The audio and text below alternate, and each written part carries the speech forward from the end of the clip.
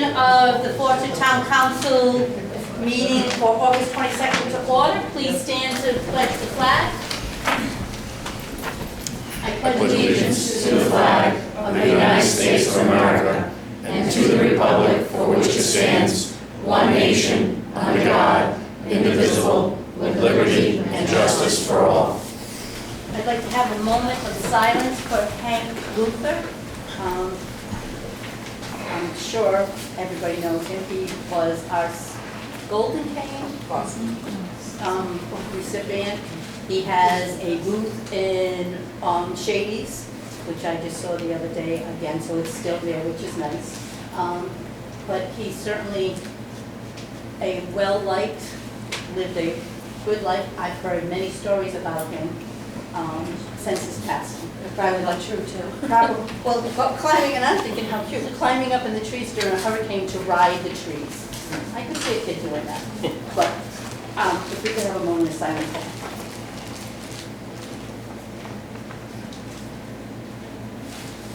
Thank you. I'd also like to mention that Joe Cardillo has been excused.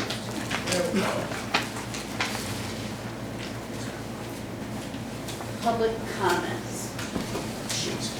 I'd like to take a moment and thank Sue Dillon for spurring on this fabulous redo of our Ben Eddy building. It looks fabulous, and I know she had a lot of help, and perhaps she'd like to be able to acknowledge that, but I thank her for spearheading this. For a lot of you haven't been in here, and I hope you agree, it looks fabulous. And these pictures from the town, I know she had help with that and she'll recognize that person, but they're awesome. And I think it's a place to be proud of, and it looks great. Thank you. And it was a team effort. It was Preservation who helped out. Lynn did a lot of the pitches. It was DPW. The guys came in, Kippy and John, and did all the painting and the repair work. All the people who helped for the fundraiser that we had for the spaghetti dinner. Bobby DiPaolo, who did the gun, ladies' gun class. And I can't say, and Susan Sprague, who did all of our flower boxes, helped with all of our fundraisers, helped with these tables. She helped go get them. And, and Paul Ryder made the tables custom done. And I can't say enough. I think when we all work together on a common goal, we can do anything. And that's how we have to look at it. Like, together we can be amazing. And we were. So thank you to everybody who helped out. Thank you.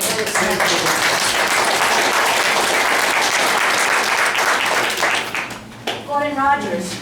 Yeah, speaking as a citizen, I'm going to start bringing up, I go, as you know, for more than 20 years, I've been going to most of the meetings in the town. I've been taping them, recording them. I actually have reporters call me on a basis if they got too much of a schedule, and today's an example to make sure that I'm recording, because they use that in their reports and Observer and stuff like that. But as I go to meetings and I sit here quietly, last night's an example at a planning board meeting. I wasn't doing anything, and I'm tired of being called out and basically ridiculed from certain members on a planning board.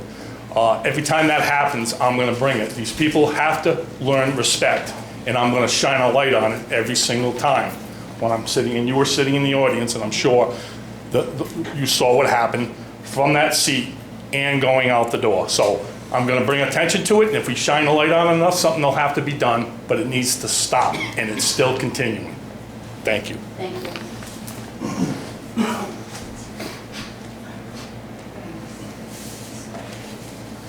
Moving on, we have our consent agenda.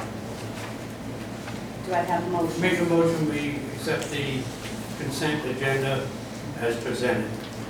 Second. Discussion? Hearing none, all in favor? Aye. Opposed? Moving on to the public hearing, we have the solar ordinance. Before we get to that, I do want to review what our procedure is. We will review the ordinance. It will be read by the president. Jennifer, would you like to? Sure. Thank you. well, Jennifer, in this case, our planner, will read the ordinance. And then we will move on to people being able to speak in favor or against it. The proponents will be first and then the opponents. And then we will close the public hearing, and the council may or may not take a vote tonight. I do want to remind people that you address the president of the council. There'll be no cross-talking. There'll be no vulgarity or people getting very upset. No personal attacks. So that being said, I will open the public hearing for the solar ordinance, and Jennifer, would you be so kind? Sure. May I say what the planning board recommended, because that is a Sure. required element. They voted last night. We had gotten comments just recently from community members, and we wanted to look at changing the ordinance slightly and including them. And the planning board voted to recommend to extend the moratorium so they could spend more time reviewing the ordinance. So with that, I will read it now. Purpose. The purpose of this section is to regulate the development of solar energy systems by providing standards for placement, design, construction, and removal of such systems that address public safety, minimize impacts on scenic, natural, and historic resources, and are compatible in the areas in which they are located and are consistent with the Foster Comprehensive Plan. Definitions. Ground-mounted solar installation means a solar installation that is structurally appended to the ground and is not supported to a structure or building. Major solar installation means a solar installation designed primarily to sell electricity to the utility supplier, or a solar installation exceeding 1,750 square feet or greater. Minor solar installation means a solar installation designed to primarily service the property on which the solar installation is located with a 1,750 square foot area or less. Roof-mounted solar installation means a solar installation that is structurally appended to the roof of a building or structure. Solar installation means a power system used to supply power by converting sunlight into electricity by means of photovoltaics, can't say that, and the harnessing of solar energy to generate thermal energy, or the use of concentrated sunlight to drive a traditional steam turbine. Solar land coverage means the total footprint of land occupied by all components of the solar installation, but not limited to solar panels, mounting equipment, auxiliary components of the installation, inter-row and panel collector spacing, access, and other area within the required perimeter security fencing. C. Minor solar installation. A minor solar installation is permitted in all zones, provided such solar installations, 1, shall meet all applicable zoning requirements, including but not limited to lighting, setback, signage, and height. 2, ground-mounted shall not exceed 15 feet in height. 3, it shall require a building permit after submission and approval of layout and design. Any memorandum of lease, easement, or utility agreements must also be submitted for review and shall be recorded in land evidence in the town of Foster upon approval. And 4, shall be compliance with the Rhode Island State Building Code and the Rhode Island State Electrical Code. D, major solar installation. A major solar installation requires in all zones major land development approval from the planning board and a special use permit from the zoning board of review pursuant to General Law 1956, Section 45-23-61. A major solar installation shall require a building permit prior to construction and adhere to the following.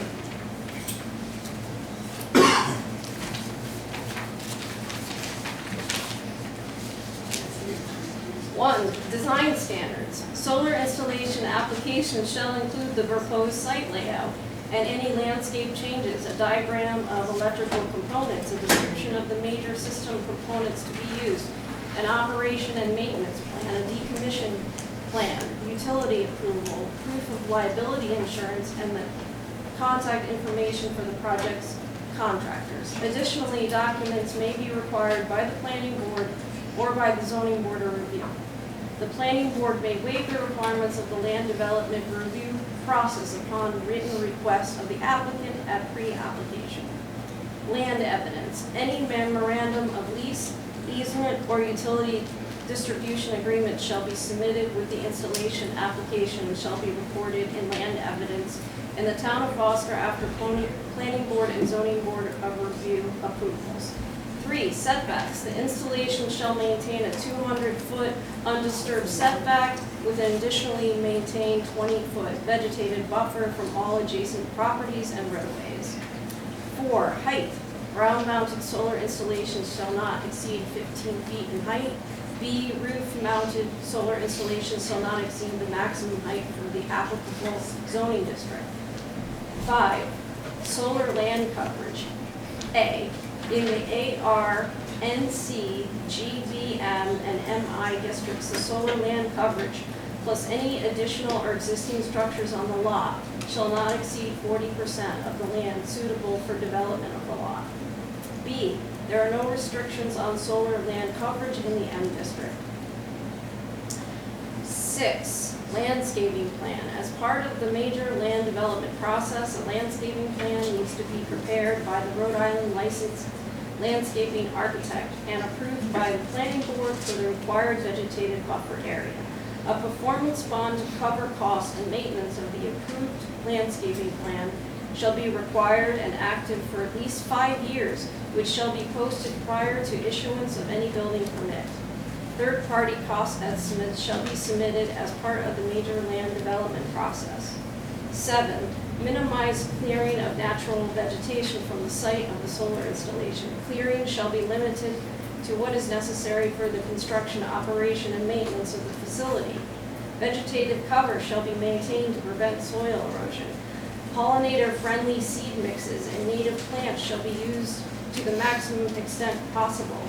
8, minimize regrading. No removal of topsoil or unnecessary disturbance of the ground or grading is permitted as part of the installation or maintenance of the solar installation. Any topsoil that must be removed shall be stored and stabilized on site for future use. In no case shall soil be exported from the site. 9, all installations shall be in compliance with the Rhode Island Building Code and the Rhode Island State Electrical Code and shall be subject to periodic inspections by the Foster Building Official. All relevant installation components must have an UL listing or equivalent. 10, all electrical connections and distribution lines within the installation shall be underground or located entirely within a structure. Electrical equipment between the installation and the utility connection may be above ground if required by the utility. 11, security fencing. A fence shall surround the perimeter of the installation of no less than 8 feet in height and shall be black, green, brown, or other natural color that blends into the vegetative surroundings. B, barbed wire fencing is prohibited. C, the fence shall be at least 8 inches off the ground to allow small animals to pass underneath. D, new fences shall be flagged to protect both the fencing and wildlife for at least 6 months. 12, emergency access. Reasonable accessibility for emergency service vehicles shall be required. 13, signage. No signs are allowed on the security perimeter fencing except for a sign displaying the installation name, address, and emergency contact information and trespassing warning danger signs to ensure the safety of individuals who may come in contact with the installation. No sign shall exceed 4 square feet in area. 14, lighting. Externally lit signs are allowed provided they are oriented such that the light is directed away from any adjacent properties and traffic arteries. 15, abandonment or decommissioning. It is the responsibility of the parcel owner to remove all obsolete or unused systems within 6 months of cessation of operations. Reusable components are to be recycled whenever feasible. A surety bond to cover the cost of removal shall be required and shall be posted prior to the issuance of any building permits. Third-party cost estimates shall be submitted as part of the major land development process. 16, operation and maintenance plan. Solar installation shall submit an operation and maintenance plan that details how the installation will be operated and maintained in good condition. At a minimum, shall address A, site access maintenance, B, vegetation management to maintain the required vegetative buffer and appropriate pollinator-friendly vegetative ground cover, C, equipment and fence maintenance, D, any other maintenance that may be needed to address town requirements imposed due to unique site conditions, E, incentives pursuant to General Law 1956, Section 44-3-21, a property meeting the following criteria shall be exempt from tangible tax, and such exemption shall be applied for, verified, and filed with the town's tax assessor. The additional cost of the value of any solar installation which is being utilized as a primary or auxiliary power system for the sole purpose of supplying the energy needs of the property on which it is located.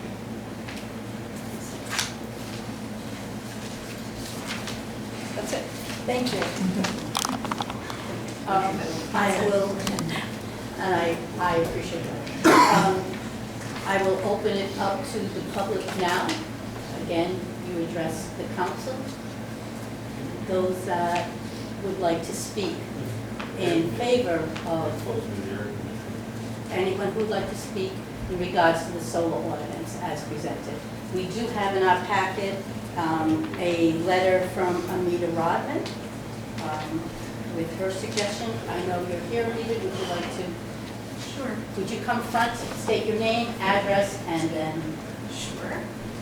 And I always have more. And I'll send this electronically to Sue and to Joanne. My name's Anita Rodman, 27 Tucker Hollow Road. So, is it okay if I start speaking? Sure. So I took Jennifer's good work and added in comments that some members, neighbors sent. And the blue are theirs, and the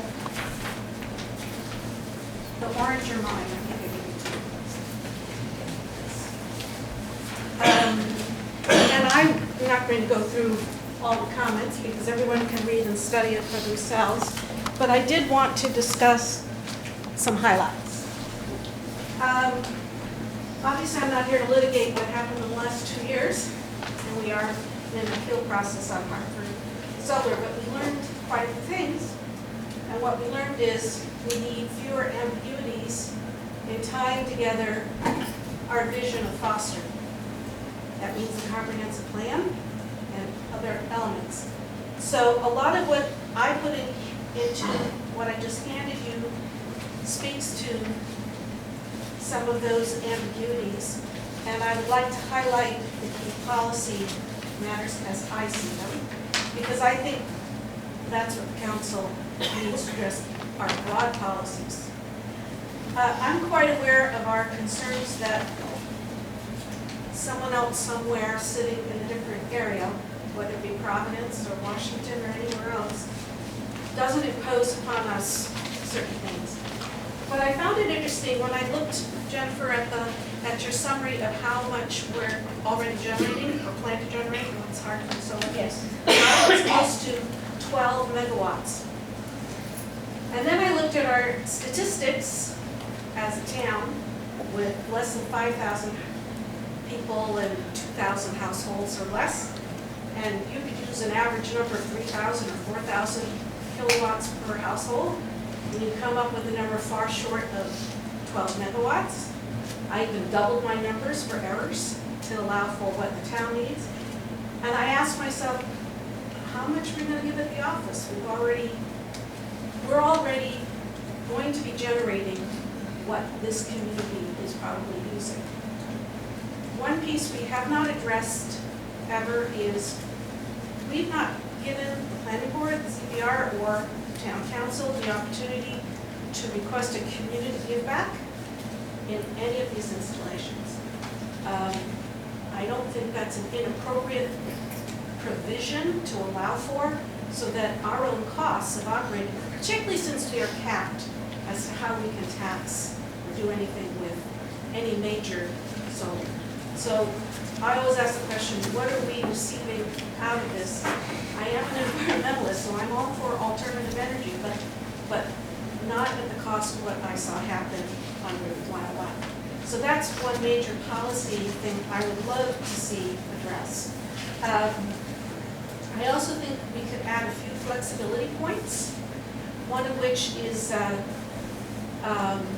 if an agricultural property wanted to ground solar, the height might need to be higher. If some of our preserved and conservation areas, now I'm thinking, what's the world going to look like 10 years from now? If there's a need to raise money, why couldn't a piece of historical land or whatever be used for a small installation? We have not provided for that, nor have we added into our current proposals, and I went through about 7 towns' ordinances beyond Gloucester, Smithfield, Tiverton, a whole bunch of them, Coventry, and most of them have put in a medium-sized installation provision, so that between the, what was it, 7,500, the ones I don't remember, and 40,000, there was a midpoint with its own set of regulations. So that's another policy consideration for council. One of the things, 2 things that I think arose in the last 2 years is the ability for our reviewing people to do proper due diligence. We do not have provisions to allow for the ordering of independent third-party studies charged back to the applicant. And I think that is necessary at any time in the process, not just at the master plan process, because new information can come out. And I think that is very necessary. I also feel, at great offense to everybody in this room, that there's a flaw in our process. And that is, everything is done according to the rules or the ordinances, but I, as a member of the public, had no idea what the overall process looked like. And I think on major land development, when we are going forward at the very beginning, before the master plan or whatever is going to come before the planning board, the members of the public need to understand the overview, the bird's eye view of this process. It would have greatly helped on a lot of confusion. In the case of the most recent one, there were these so-called community meetings held by the applicant. The members of the community attending that really misunderstood what their voice was, that they were not experts, that the only way they could really have a voice was to hire an expert and have that expert testify on their behalf. So there is understandable lack of, out of 4,000 or 5,000 residents, maybe there's 300 people who really know this. The rest of us don't. So in the major land development process, I think we could do a better job. And that can be as simple as telling the applicant that they're going to have to do a mail serve list. The burden need not shift to Howard Hill. But we need to find some processes that will work.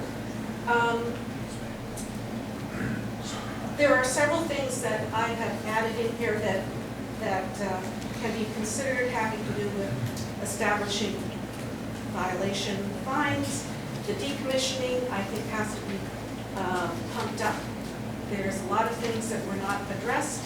There's also the case where we have seen nationwide and in this state abandonment.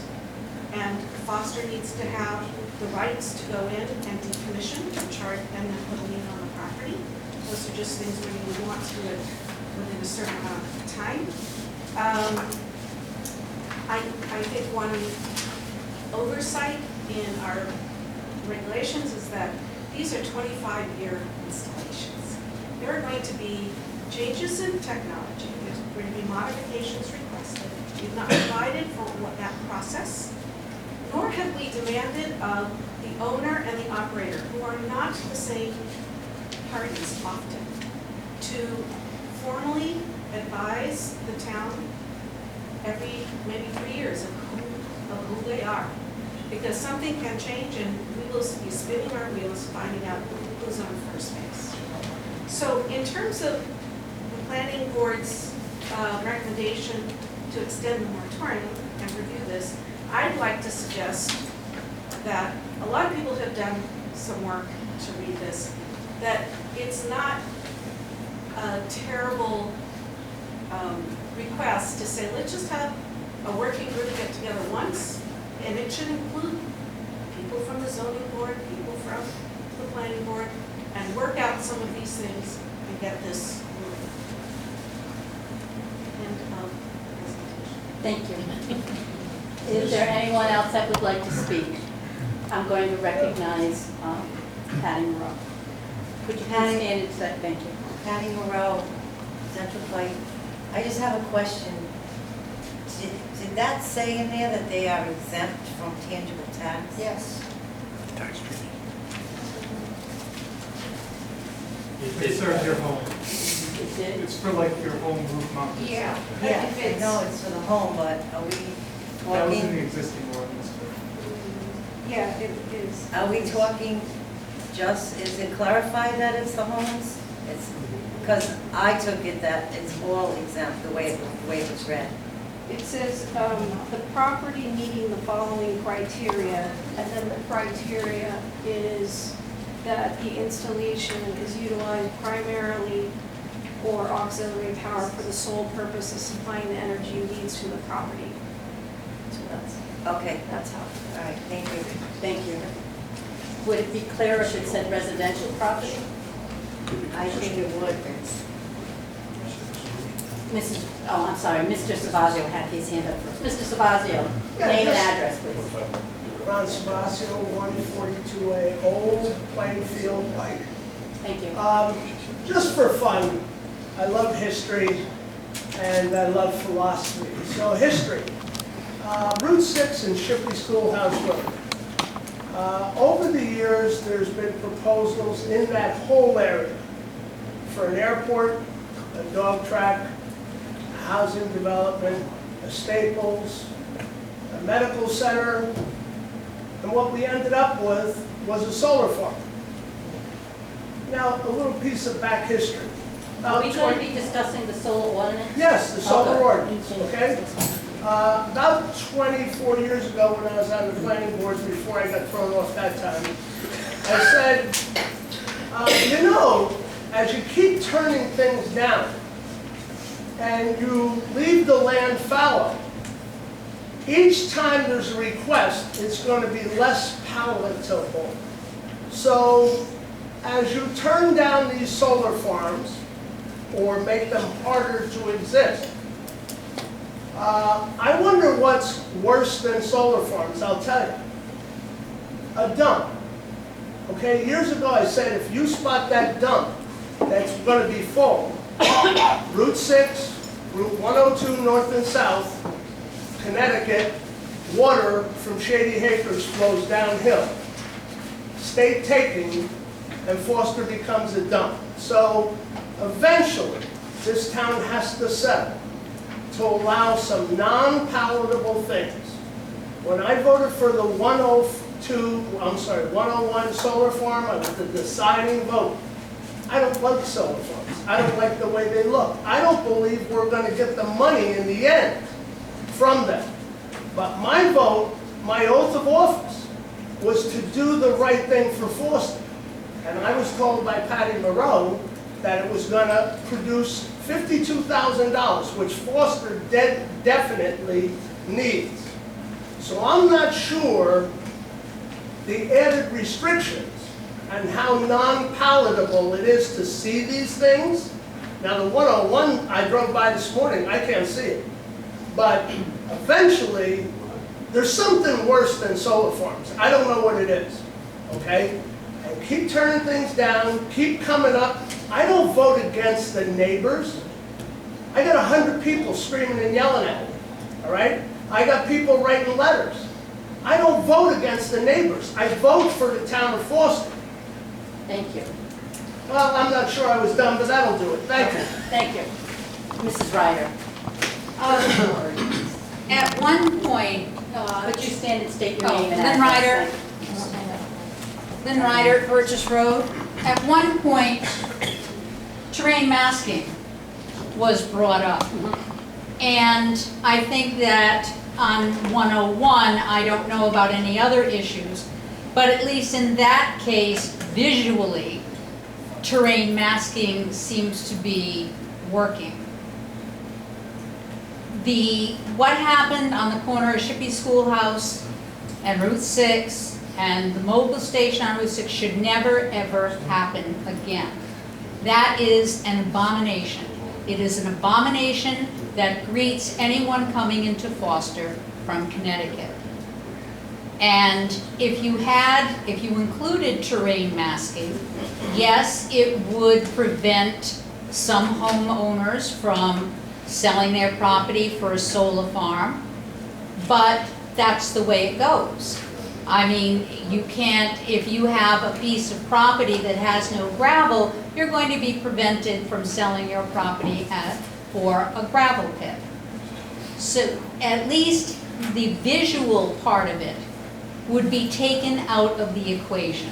So you're recommending? I'm that recommending the terrain masking. masking be put into The the, planning board discussed that last night. Yes. I believe Mike Carpenter will be working on Right. that, so. right, so that'll be, Right, again, that thing on the corner of Shippey Schoolhouse Road and Route 6 never, ever should have happened. The people called for a solar moratorium 2.5, 3 years ago, and the council didn't want to do it, and now we have that. thank you. Yes, oh, could I see if anybody else wants to speak first?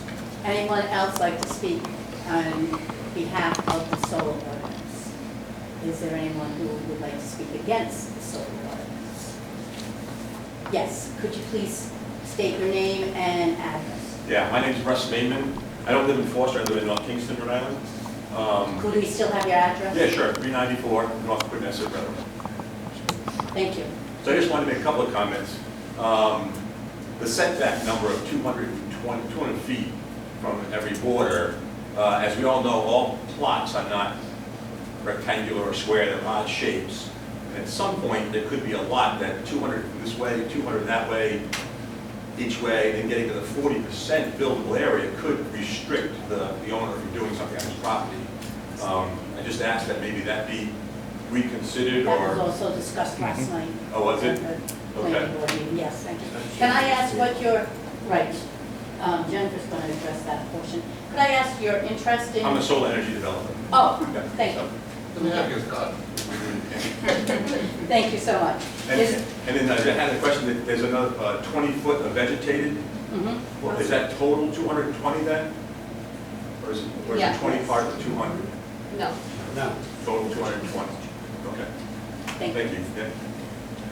Mita, I neglected to talk about the most important policy aspect, and that is to bridge environmental concerns that are somewhat alluded to in the comprehensive plan, but now need to be stated in this ordinance, because that has been the issue of contention. And not to be rebutting, but the environmental concern and the reason we talk about 200 feet and a 50-foot vegetated buffer has to do with major land development. And many of us citizens do feel that without such, now I'm referring to a 45-acre parcel, it was nothing to require that kind of setback and still preserve that which we define as being foster. So in the packet I gave you, you will see, and this is not my writing, I think it's John Restivo's, environmental concerns is summarized here. And if you don't mind, I'll read it, because I don't think we've had you're going to be brief. quick. Shall not be located in any area designated under the Rhode Island Wildlife Action Plan or successor plan as a conservation opportunity area, and then it goes into defining that.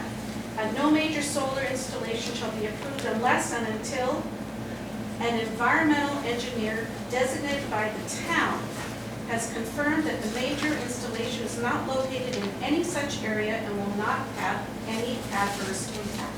In case of Hartford Solar, adverse impact issues have to do with flooding and Valley Pool Brook. So these are not imaginary concerns. Any clearing or site work on the property occurring within 5 years of the application shall be considered part of the installation. So that's a major policy question. Thank you. Mr. Estivo, I know you sent me emails. Would I you did. like to address it this time? Yeah, I think that, so I had sent some comments for proposed revisions. I do think it makes sense to have a more collaborative effort to address some of the suggestions that have been brought forward tonight and that I had sent to further refine them. I played a role in drafting this ordinance when it was first adopted years ago. And looking back, there are things that I wish we had done differently, certainly. And it's the type of thing that is, I think, important enough to the town that taking the time to make sure we get it right this time is worth it. It'll pay off. There are certainly sites where I think everyone would agree it makes sense. Brownfields, for instance, the Nike site, the old town dump, properties where nobody's going to be doing anything with them, where they're not necessarily environmentally sensitive areas, where you've got endangered species or species with critical habitat that can be threatened by some of these installations. Those types of properties are where it absolutely makes sense. Other properties, for instance, this property on 101, I don't think it came up at any point in the discussions that there's this wildlife corridor that runs through it. And now there's a 9-foot fence that's going to be going basically around, cutting off this wildlife corridor that eventually leads from Canada down to the coast. And we've heard from neighbors that they're already seeing impacts just from the clearing with animals that they've never seen before ending up as roadkill as a result of this. So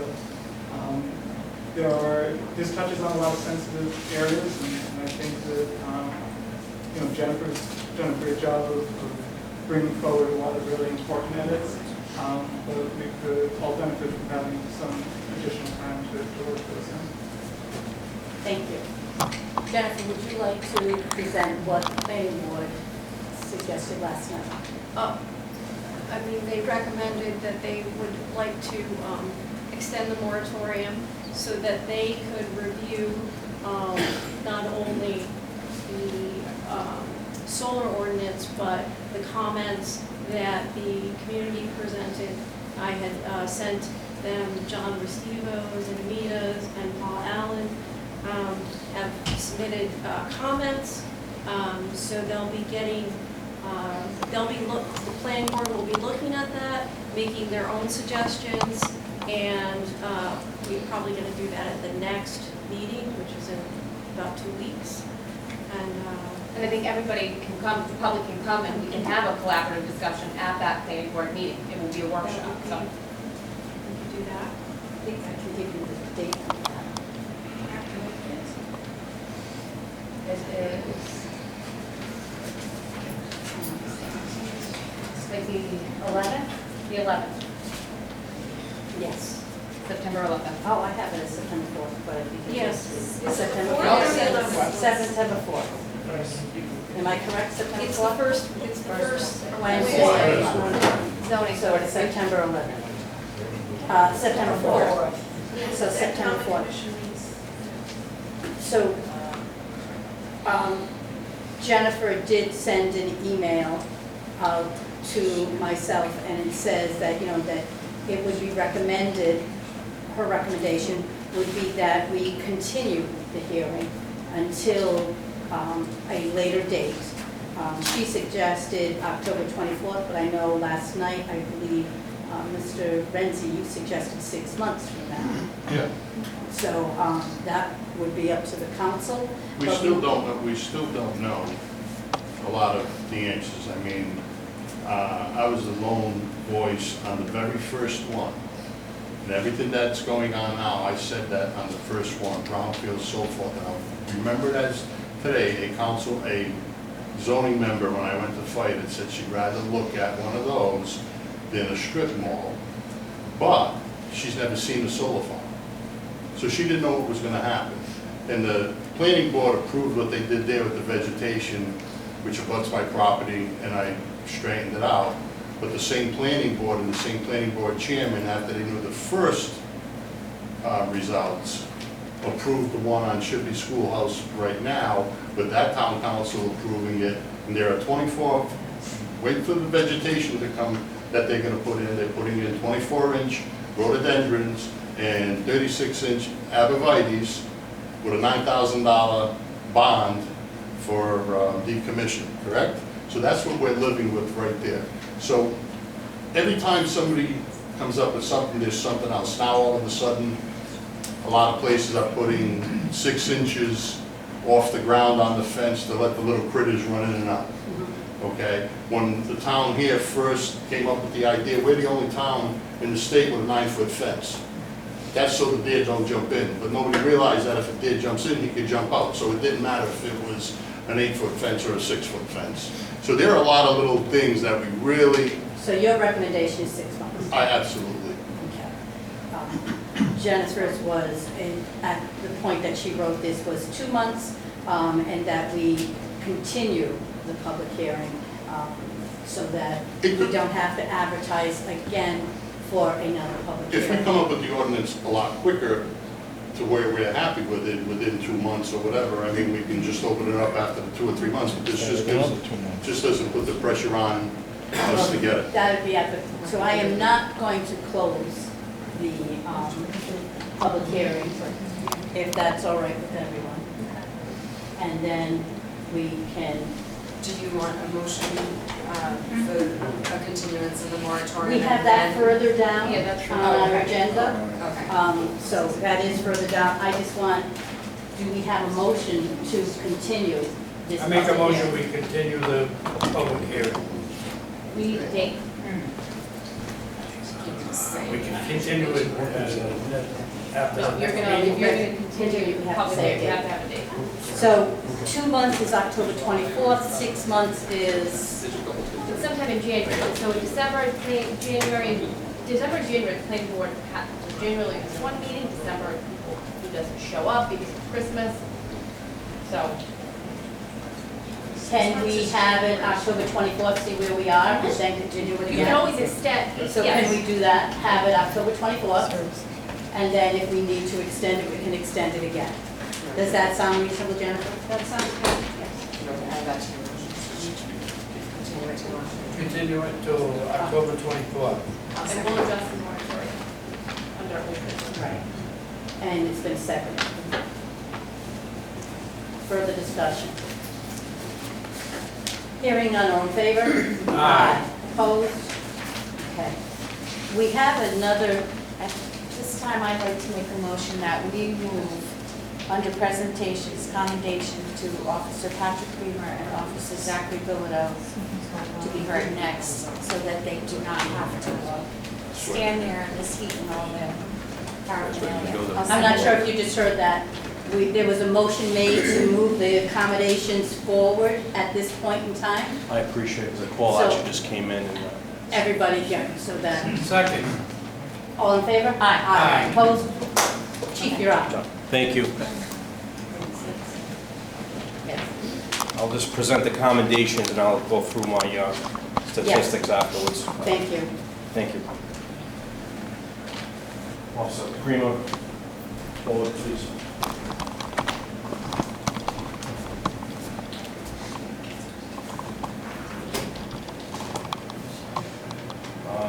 Officer Pat Creamer, he's a credit to this department in the town of Worcester, and I just want to make everyone aware, he received a letter of commendations for his actions on the night of August 16th, 2019. I am awarding this letter of commendation and the life-saving ribbon. Upon your arrival to a call involving a male with an altered mental status, you observed this individual slicing his throat with a knife. This male ignored your commands to stop and drop the knife. You then deployed your taser, which incapacitated this individual, causing no further harm to himself or others. Your quick response and quick thinking saved this man's life, enabled him to receive the medical care that he desperately needed. I present you with this letter of commendation.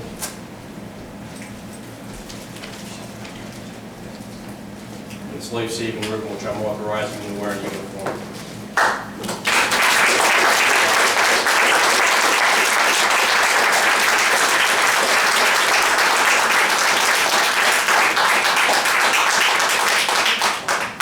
Officer Bill, to the front and center, please.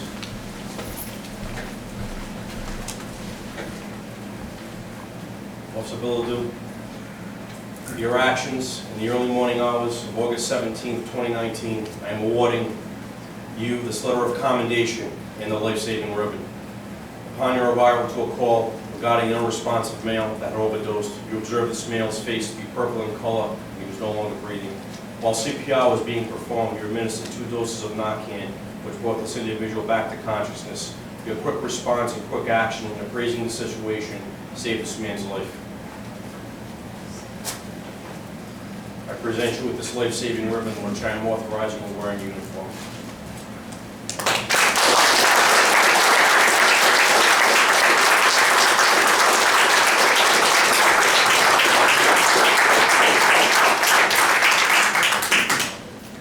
Thank you, gentlemen. Thank you.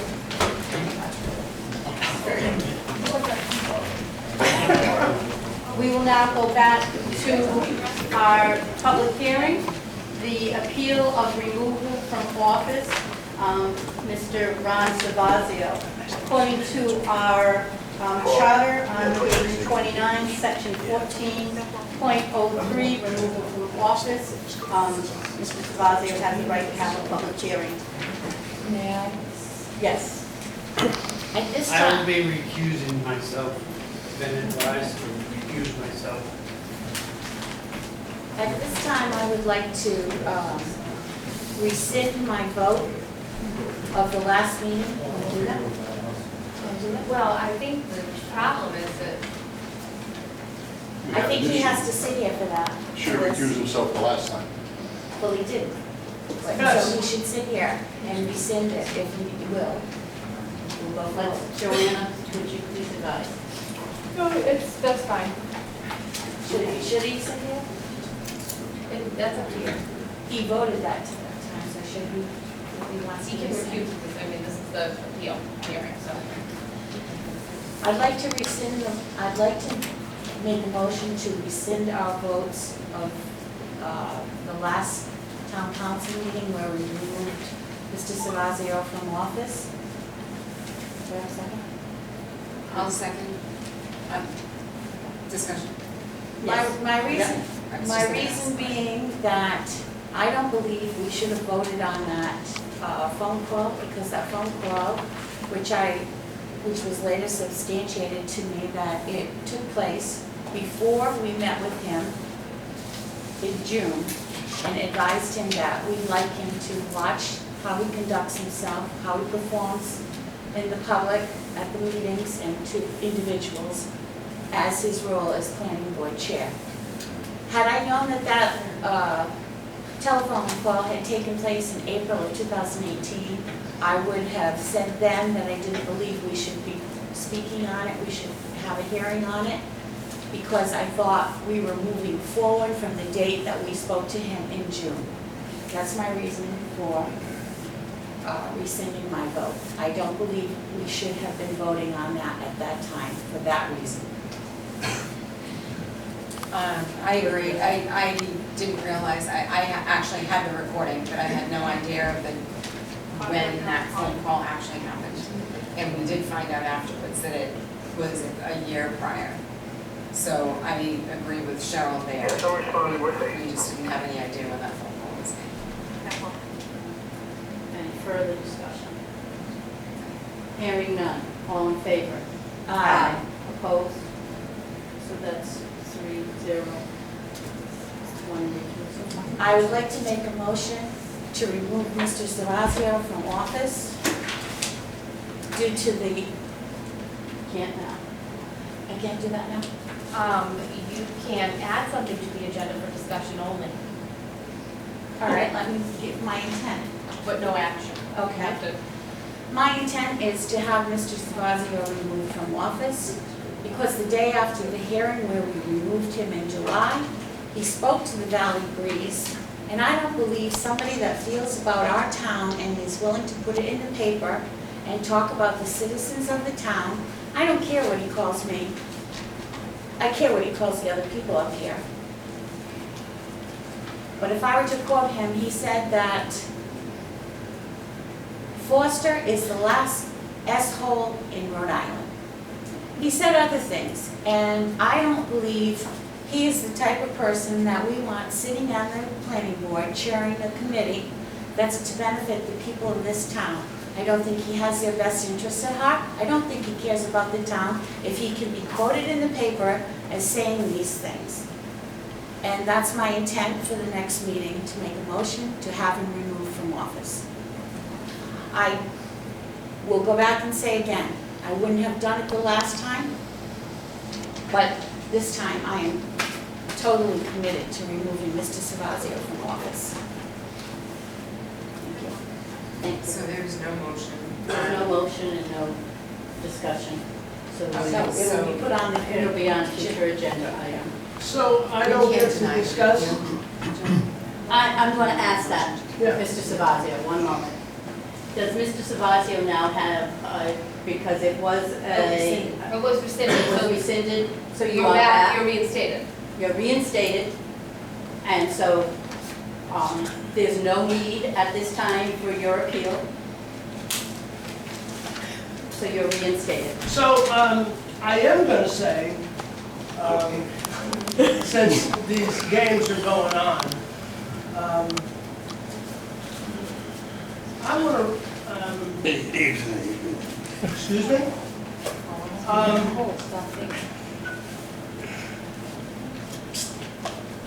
You know, Cheryl said one thing, that I don't care about the town. So I wanna read one paragraph, a very short paragraph. I always vote within my oath. I voted for the solar farm, not because I like solar farms, the way they look, not because I want to live next to one, not because I believe eventually we'll end up with the money. I voted for it for $52,000 for the infrastructure of this community. When I voted against, when I charged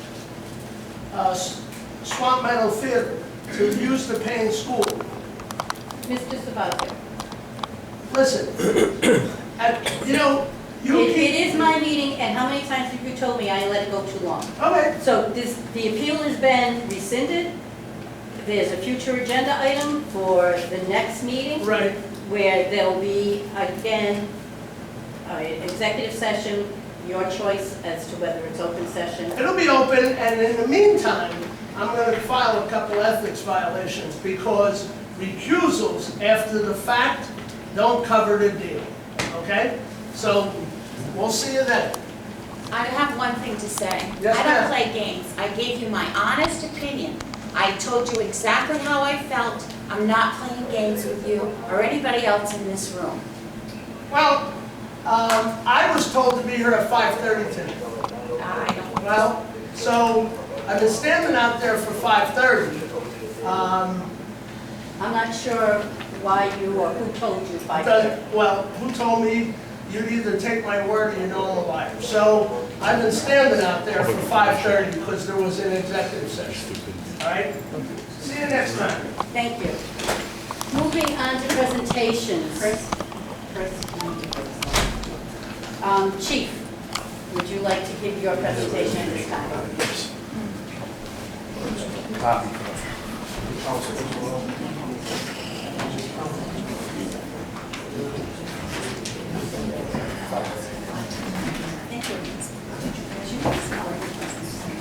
Yeah, for sure.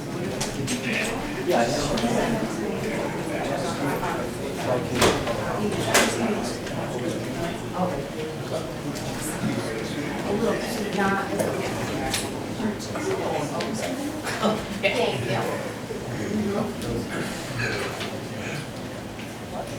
over the last 6 weeks' activity with the Portsmouth Police Department. The officers have been doing a good job, working hard.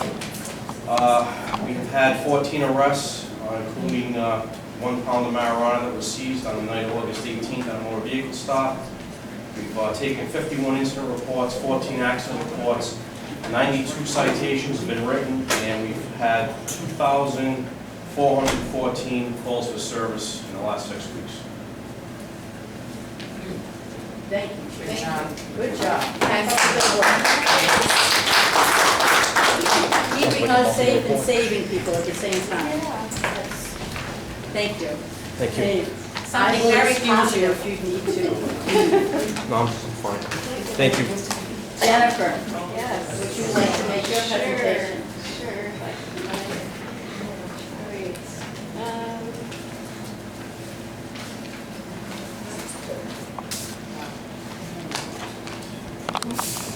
So I won't get up, I'll just, I'll just sit here.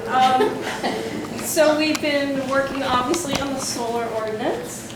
To let you know that there was an appeal to the zoning board about the preliminary plan of Hartford Solar, and that is still being worked on. Let's see, Diane Kano had a 3-lot subdivision that was approved last night on Central Pike and Paris Only Hopkins Road. There is someone interested in developing commercially the where Foster Feed is, has come in and asked about the process. Can you speak a little bit louder? Oh, sure.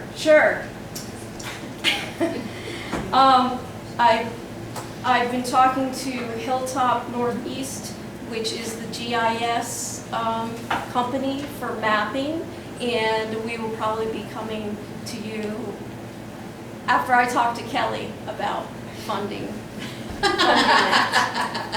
So, but that is in the works.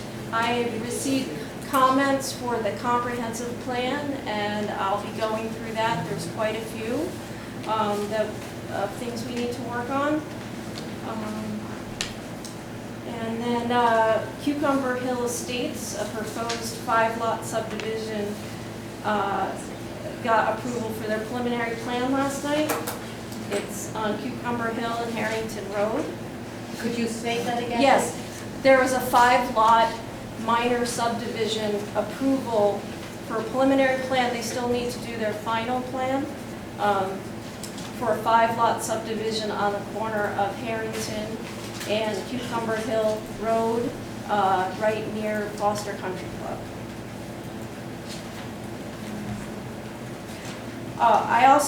The planning department also received site plans from DEM at Jeremoth Hill.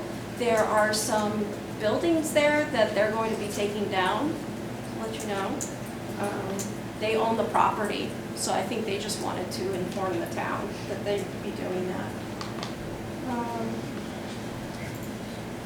That's pretty much the last one. That's a lot going on. Thank you. Thank you. And Jennifer, I will also excuse you tonight if you want to leave.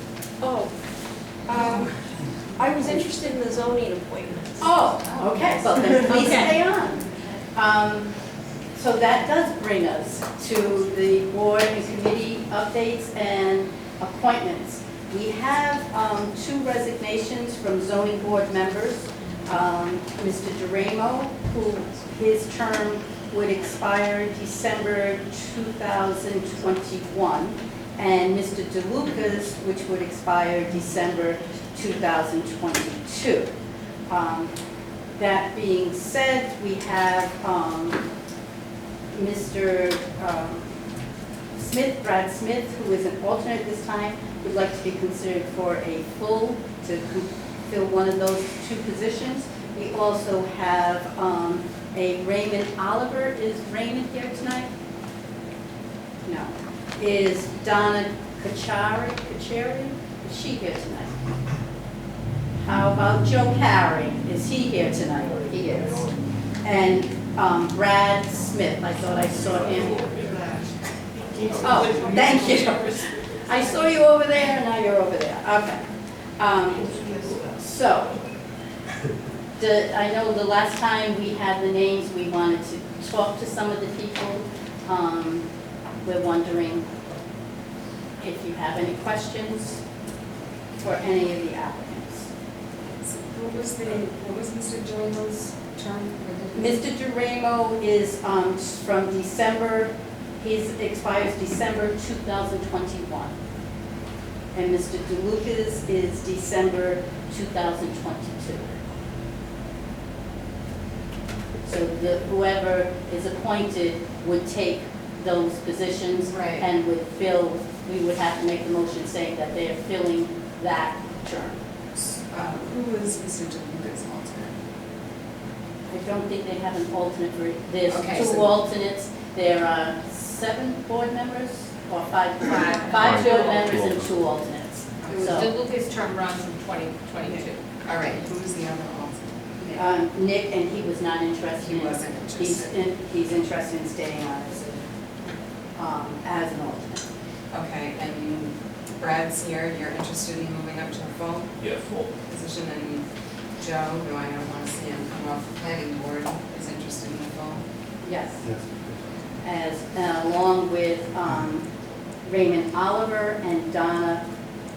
Chia. I wonder if they would be, They are also interested, so we have 4 people that are interested in 2 positions. right, and if Brad is a full member, then he's going to have an alternate position open.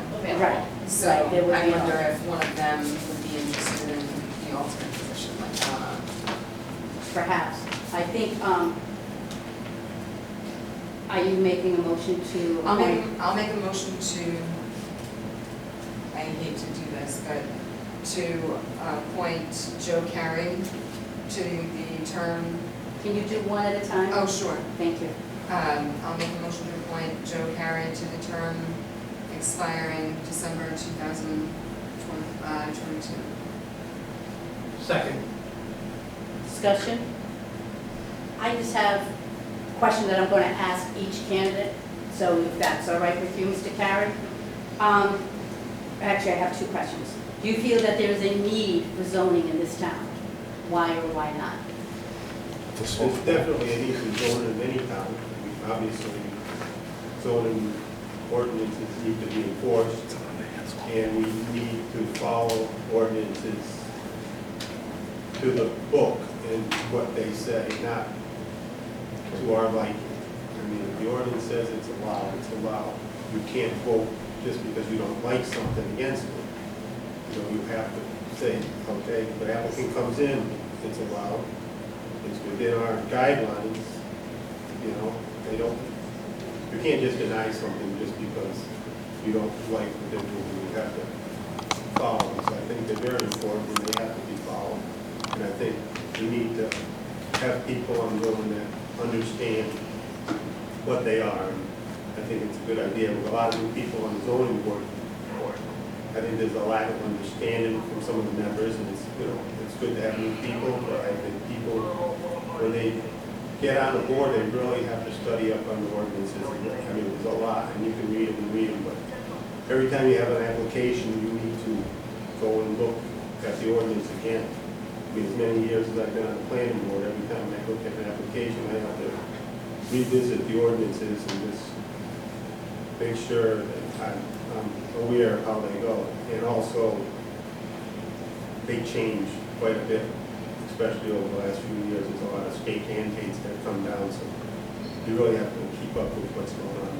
I think it is important.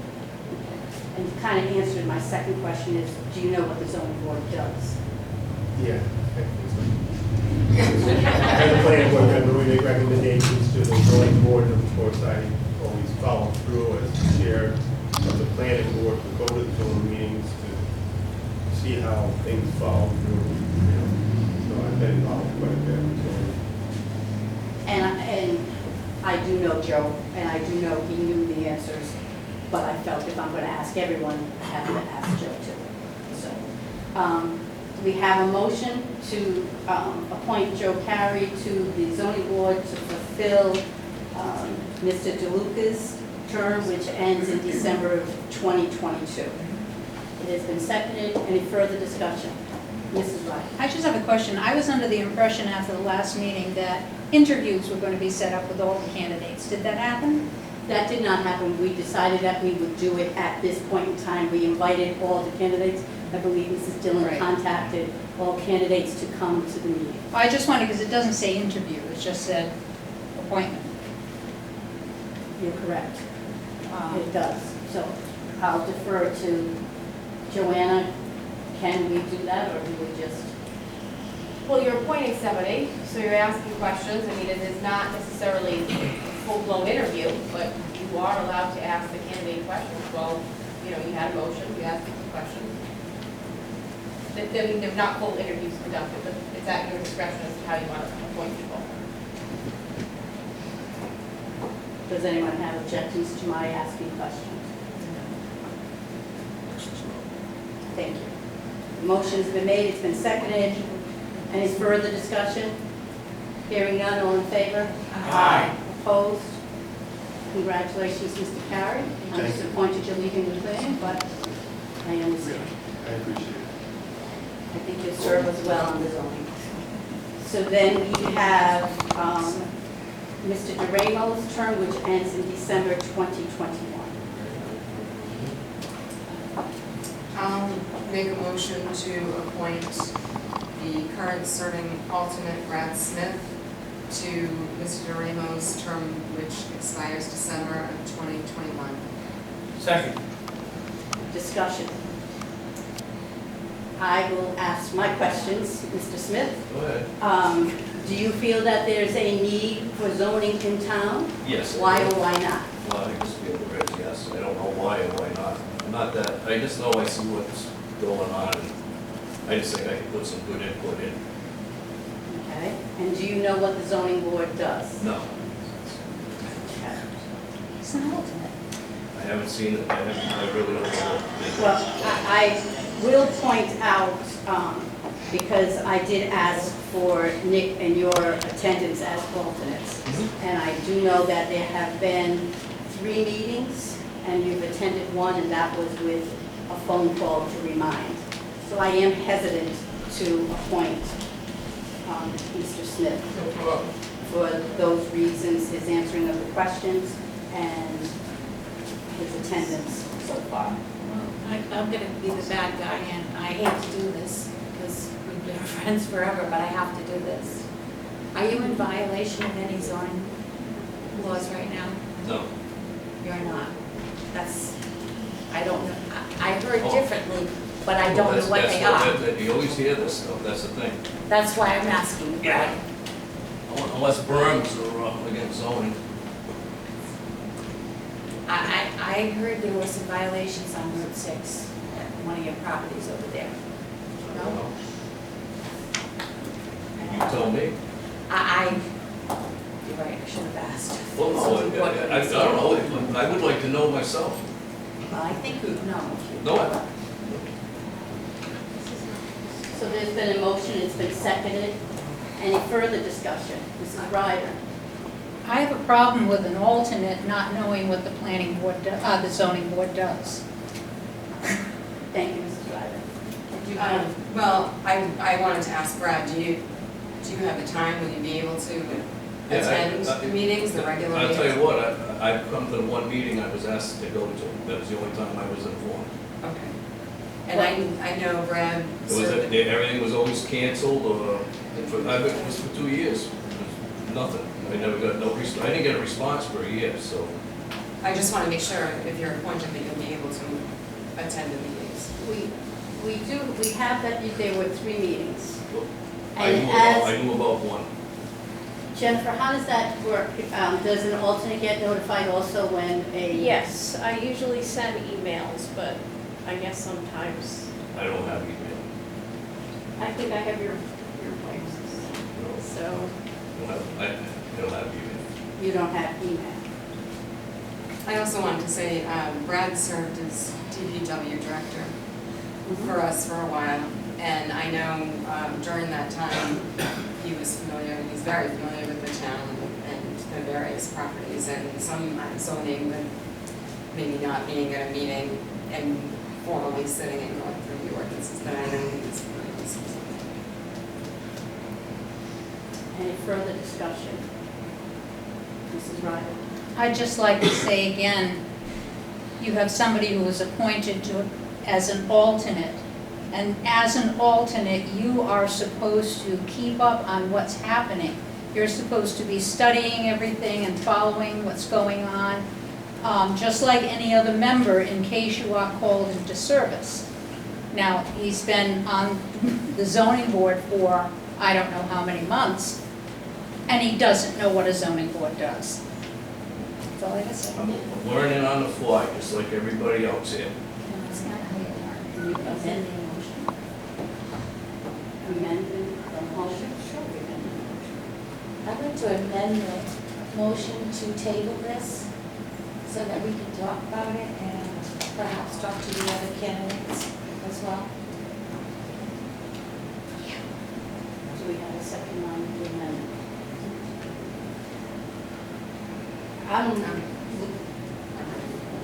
You're ready to go. I don't know what first things. Well, I need a second to amend the motion. I will second it for discussion purposes. I just stated, I just feel that we need to talk about this a little more. It's a little disturbing to me for the same reasons Ms. Ryder just stated. It's nothing personal against you, Brad. That's all right, that's fine. I would feel more comfortable talking about it and talking to the other candidates. That's my reason. I'm not gonna sit here and claim I'm a brain surgeon like the rest of you, but, I know I can do a lot better job than what's happening, I do know that. I think I know a lot more than you think I know. Mr. Rogers. 2 points. The statement is you wanted to talk to the others. I believe it was mentioned earlier, they were all offered the opportunity that this was the night that they were going to have the opportunity to sit here.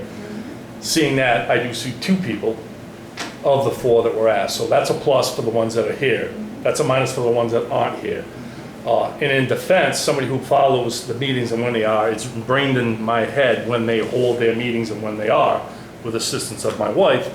And I will say that the zoning board didn't meet for almost 9 to 10 months with nothing in front of them. So when you have 9 months of nothing, never been contacted, all of a sudden on the top of your head, that's supposed to be the top of your list. So in defense of Brad, there was a very long period of time where they did not meet. They didn't meet at all. So I'm sure it was not on the top of the list because he actually talked to me. When are they going to meet? When are they going to meet? I said, nothing's up there. Nothing's there. So he did talk to me about when they were going to come to meet. So in his defense, I will state that. I've known Brad for years, and I know he's a dedicated person. When he decides to do something, he's going to get it done.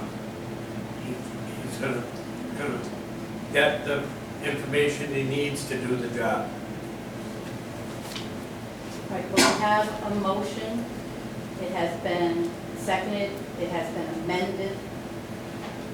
I'm going to vote on the amendment to the motion, which is to wait on. The amendment Never never got passed. seconded. I seconded it Wasn't for voted. discussion Sorry. purposes.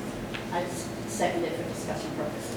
And it was amended to give a chance for the other applicants to be contacted, which they had been. Mrs. Dillon, they had been, correct, they have been Yes, and I notified. also sent you all of the information Right. in their phone numbers. Twice, right, so for the last meeting and then again for this meeting. They're not here. So on the amendment to the motion, all in favor? Aye. Opposed? No? No. Moving on to, how was it no? No? Moving on to the main motion, which is to appoint Mr. Smith to the zoning to fulfill Mr. DeRamo's term, which expires in December 2021. All in favor? Aye. Opposed? No. leaves us with a tie, which means there's no appointment at this time. Is there a further motion? We have two other candidates, Raymond Oliver and Donna Kachir. I don't know. Kachir, I don't know how to say her name. So, we're either of those candidates. We do have some information on them, but I agree, it's not much. They back themselves in the I did not contact them individually because I assumed that they would be in attendance. I think they were invited twice to two different meetings. We posted. We posted. For the appointment. You got people show up, you vote no, you got people that don't show up. What's the pleasure of the council? That's next on the agenda. On Was the it? The next. the next council meeting Yeah. is the 11th? 12th, yeah. 12th. You want to say something? It seems like you're spinning your wheels. You've invited them once, twice, they've been notified to come, and yet you're giving them a third chance when you have two people. I'm not here. sure that we're giving a third chance. It was to repost for, that was what the suggestion was, is to repost the positions, see if there are any other applicants that would apply. Okay, so I'm not sure that it means necessarily these two, but to see if there are other applicants that would continue. So at this point, Brad is still an alternate. Brad is still an alternate, yes. And from what I hear, there's going to be several meetings coming up, so. And there's still a vacancy, so you'll have to go. So we will be, yeah, we'll be Right. serving as a full. Yeah. You'd be serving as a full at that time, because you were appointed, no, Mr. Nick was appointed prior to you. So, but both alternates should be I was present. appointed like 2 years ago. You were appointed December 13th, 2018, and Nick was appointed August 9th, 2018. No, it was before that.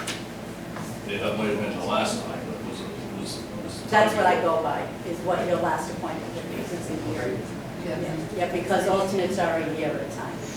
Yeah, alternates are every December, no Right. matter. Right. So, do we need a motion to move that on, so I'll just put that on future agenda item?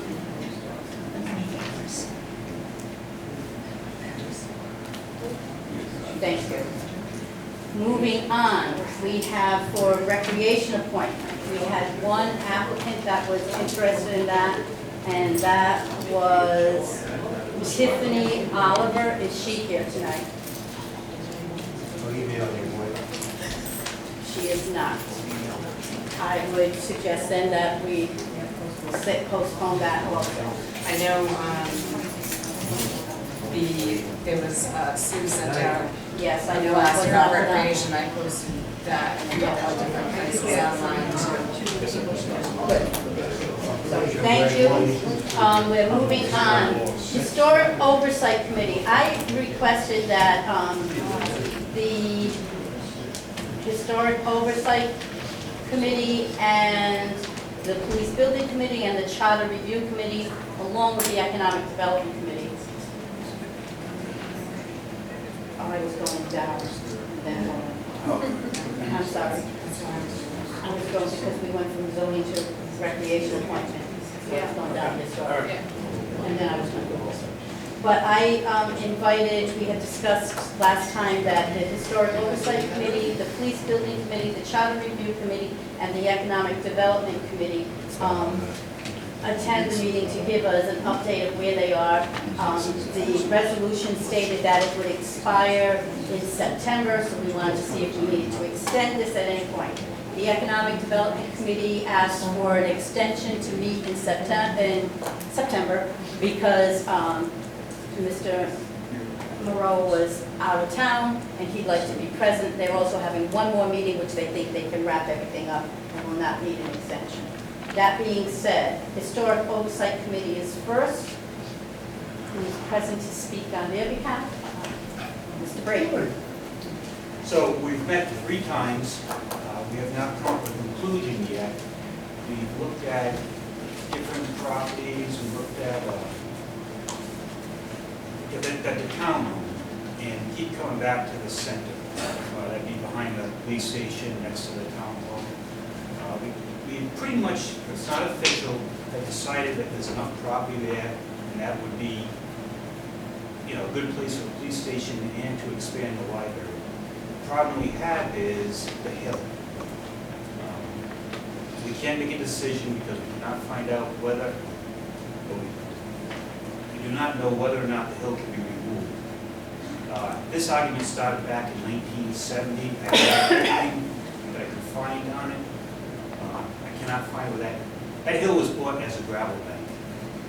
The only reason why it hasn't been removed is because of things like this. People say that it's historic, or the Historic Society says we cannot move it. Can't find any records of that. So the committee invited, let's see if I get this right, the Rhode Island Historical Preservation Heritage Commission to our next meeting. The first question I'm going to have for them is why are we having this meeting? What say do you have in this hill on our property? So we get an answer. I don't. And when is your next meeting? September 11th. I read through all the minutes, and you I guys, I like the direction you guys are moving in with all of that stuff. Yeah, I thought it was very informative. Definitely. So we just need to get past that one. The hill? The hill problem. Isn't the hill part of the police station problem too? The Yes, historic well, that's my hill? next report. Right, okay.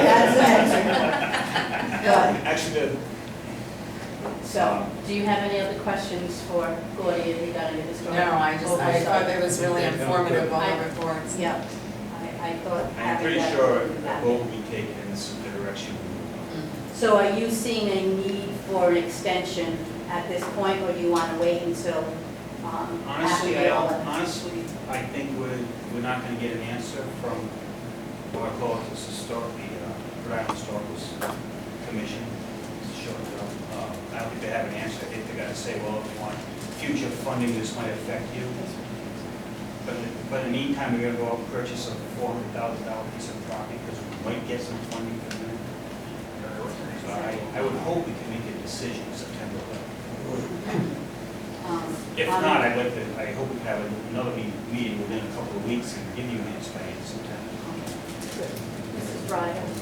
Now, I just want to say that it was my understanding, being in preservation, that the problem is the hill, I mean, not historical, whatever, they want a visual buffer between the historic center and even a quasi-modern building with parking lots all over the place. And that's the issue.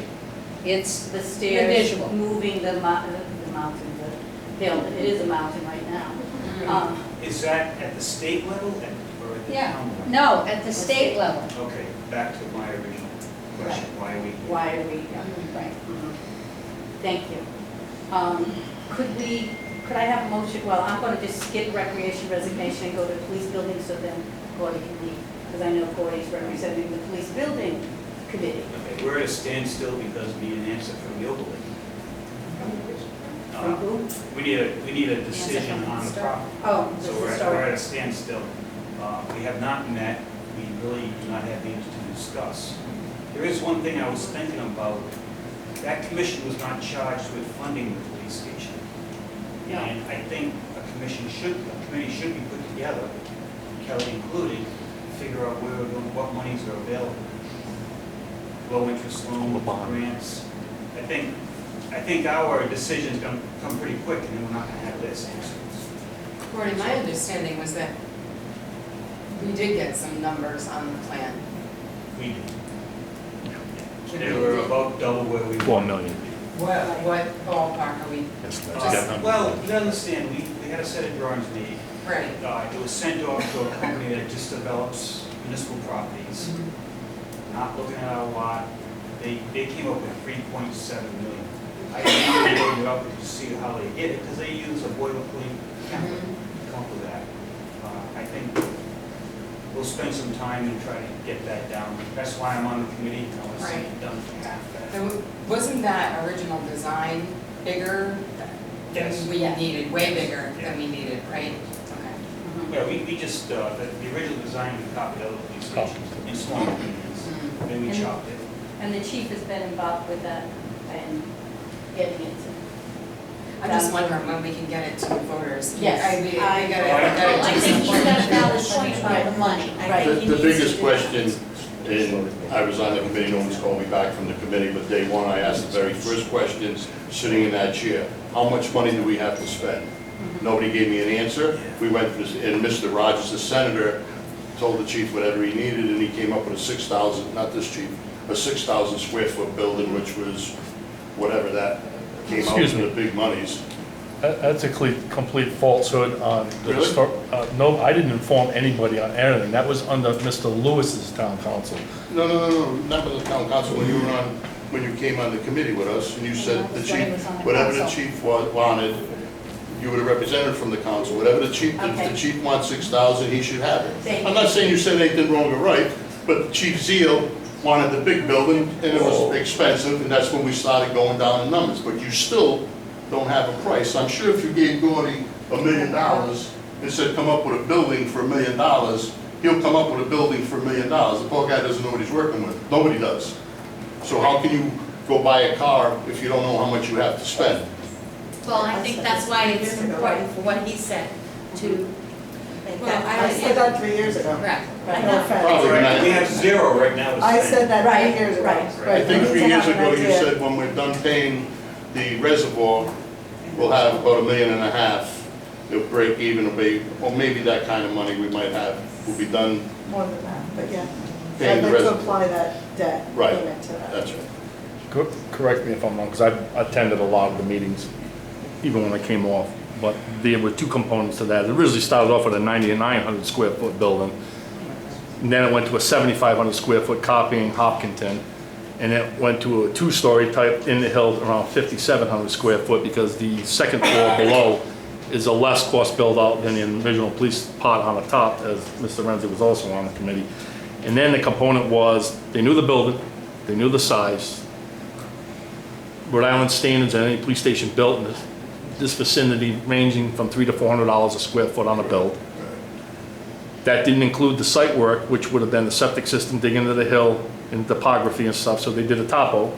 Then those numbers, I believe, went out, and the estimates that came back were 3.7 million, double what the original question was at the start.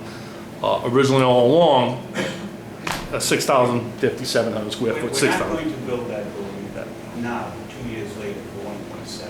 It can't be done. The $400 a square foot does not work anymore. New guidelines are coming in place at one thing. The other thing is that 3.7 is Install given it. to a general contractor, like I said, to use the boilerplate. He isn't taking into account all the things that we did to cut the costs down, to bring the costs down.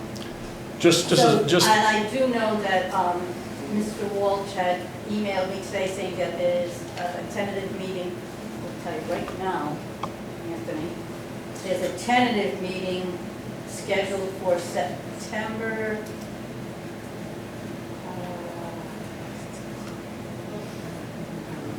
You know, in reality, truthfully, cutting through the chase, we can have all the meetings in the world.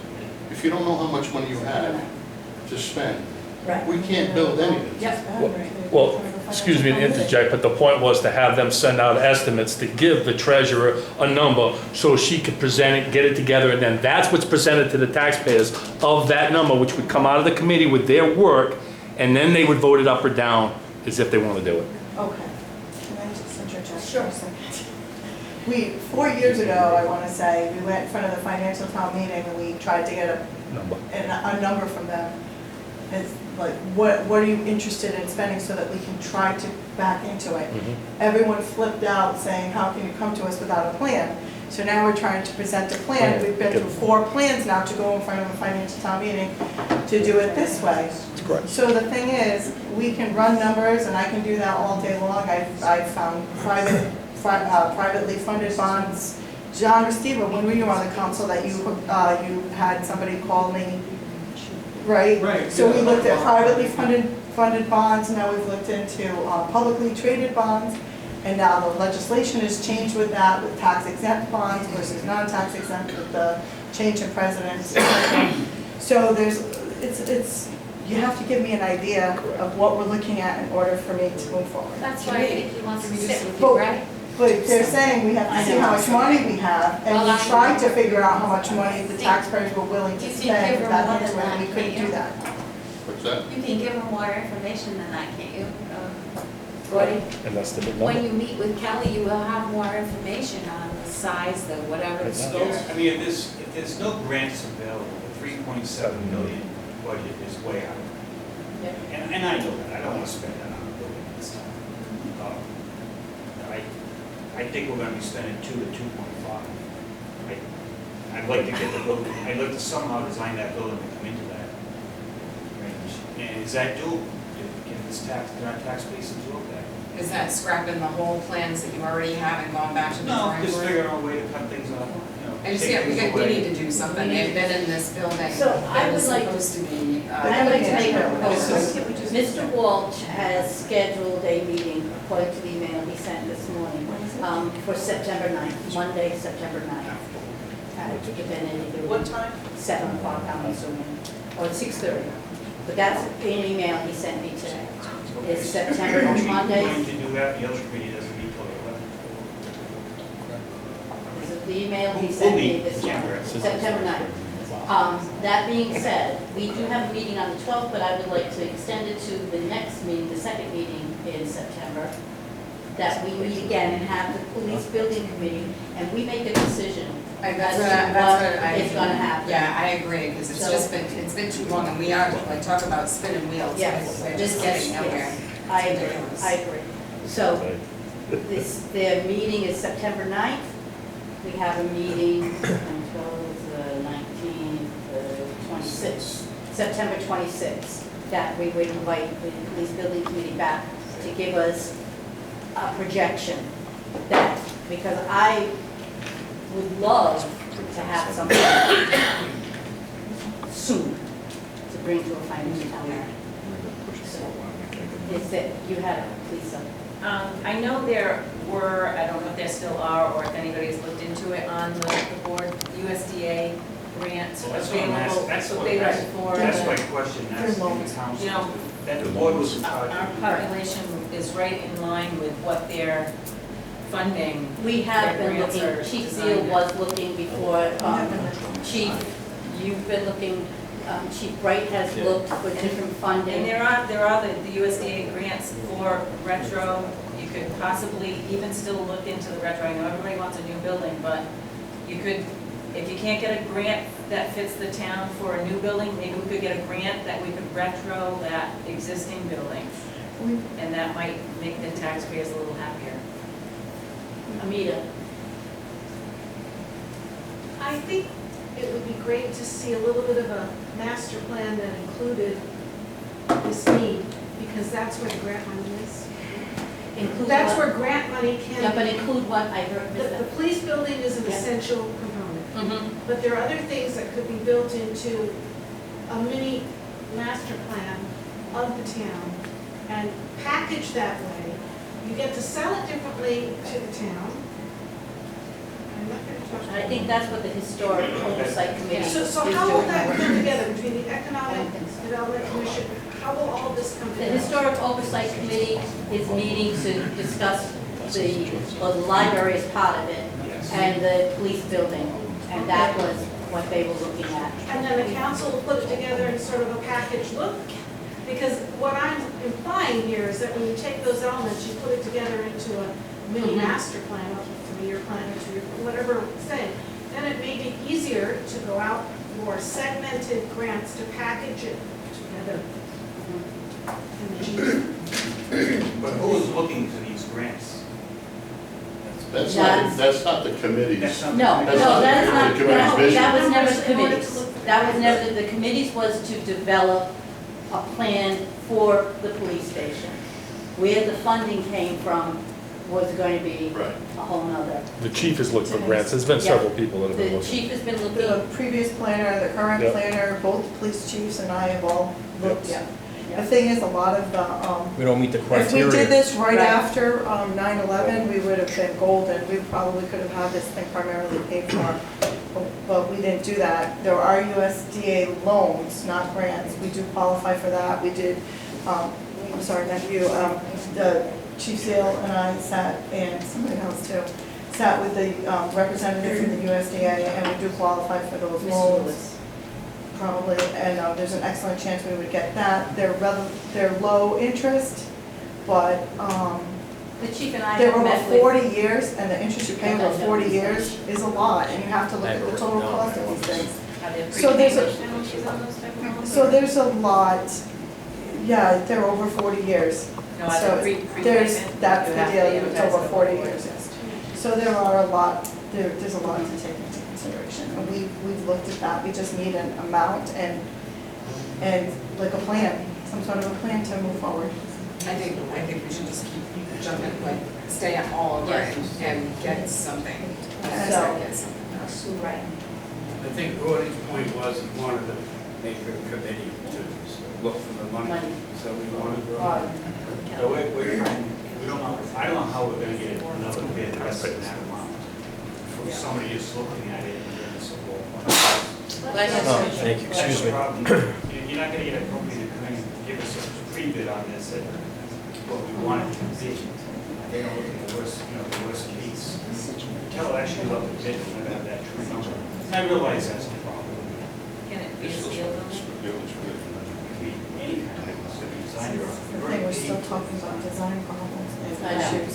So this is the problem, because we're still, right, you know, it's this, okay, and then now we keep redesigning it as we're talking about money, so we have to kind of cement what we want Right. and a plan to And move put it- and forward put it out with there. it, so- I think that's like a question the committee's having too. Yeah, I know, it's like we can't, yeah, Right. like, so you've already have a plan, and now they're second guessing, maybe we should move it over here, and like, we have to eventually present something and finalize it.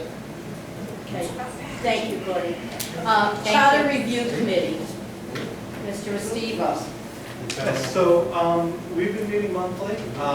We think we're pretty close to one more charter change that we're planning on discussing at our September meeting. And then we estimated 2 or 3 more meetings to finalize language, prepare a report, and present the proposed changes to the council. So we would appreciate an extension of time. We estimated that an extension to the end of the year would be more than adequate in case there was a month when everyone was busy and we couldn't meet. So December 31st? Yeah, yeah. But our work, it has been going very smoothly, and I think is largely complete, except for some minor changes. And we did have minutes from the Charter Review to those two. I'll make a motion to extend the charter commission's work to December 31st. Second. Discussion? All in favor? Aye. Opposed? Thank you. Thank you. We need to go back to the Yes. I know, I'm trying to find. I'm sorry, were you saying something? I think the same thing. Okay, yeah, no, I wanted to get all the reviews, I'm circling. No, I'm looking for the letter of resignation. Did you find it? 'Cause I have Yes, it. I do have it. The next item is recreation resignation. Eric Devine has submitted a letter. It states, I've been asked to take a new role at my job, which I am looking forward to doing, but my time is already stretched very thin, and this will require additional comments that I cannot currently provide without affecting my, commitments that cannot currently provide without affecting my family or my business. For this reason, I will be forced to resign from the Recreation Committee. I have enjoyed working with you all and hope you can continue to work together in the future. If time allows for me to lend a hand at some events, I'm also always available to provide a discount on signs or banners for any events. Thank you. I wish you all the best of luck. Eric Devine. Do I have a motion? Make a motion. We accept Eric Devine's resignation with regret. Discussion? All in favor? Aye. Opposed? Regretfully. He was a good worker. Moving on to DPW funding of Johnson Road culvert. We just started discussing that last meeting and tabled it to this meeting. It was, we awarded a bid that was over $88,000 and we only have about, I want to say 82 change for it. So we have money put aside for street paving. What happens is we say we budget $180,000 for street paving and we spend $173,000, we just keep rolling that over. So there's that money that's available, and also there's money that's for capital and equipment that we were thinking that you could use too, right? To fund it, we're about $6,600, $6,500 short. So because that money was earmarked for those two specific purposes, we just wanted you to basically say like, make a motion to reassign funds set aside for capital for DPW in any way to make up the difference. Instead of equipment, paving, and. As long as it's a capital project. As long as it's capital. Are you all right with this, Mr. Law? Yes. Is there a motion? Okay, so you didn't want a dollar amount, just that you can move items around in the capital budget? Right. Okay. How do you want me to work on it? She said, I would just say. Okay. She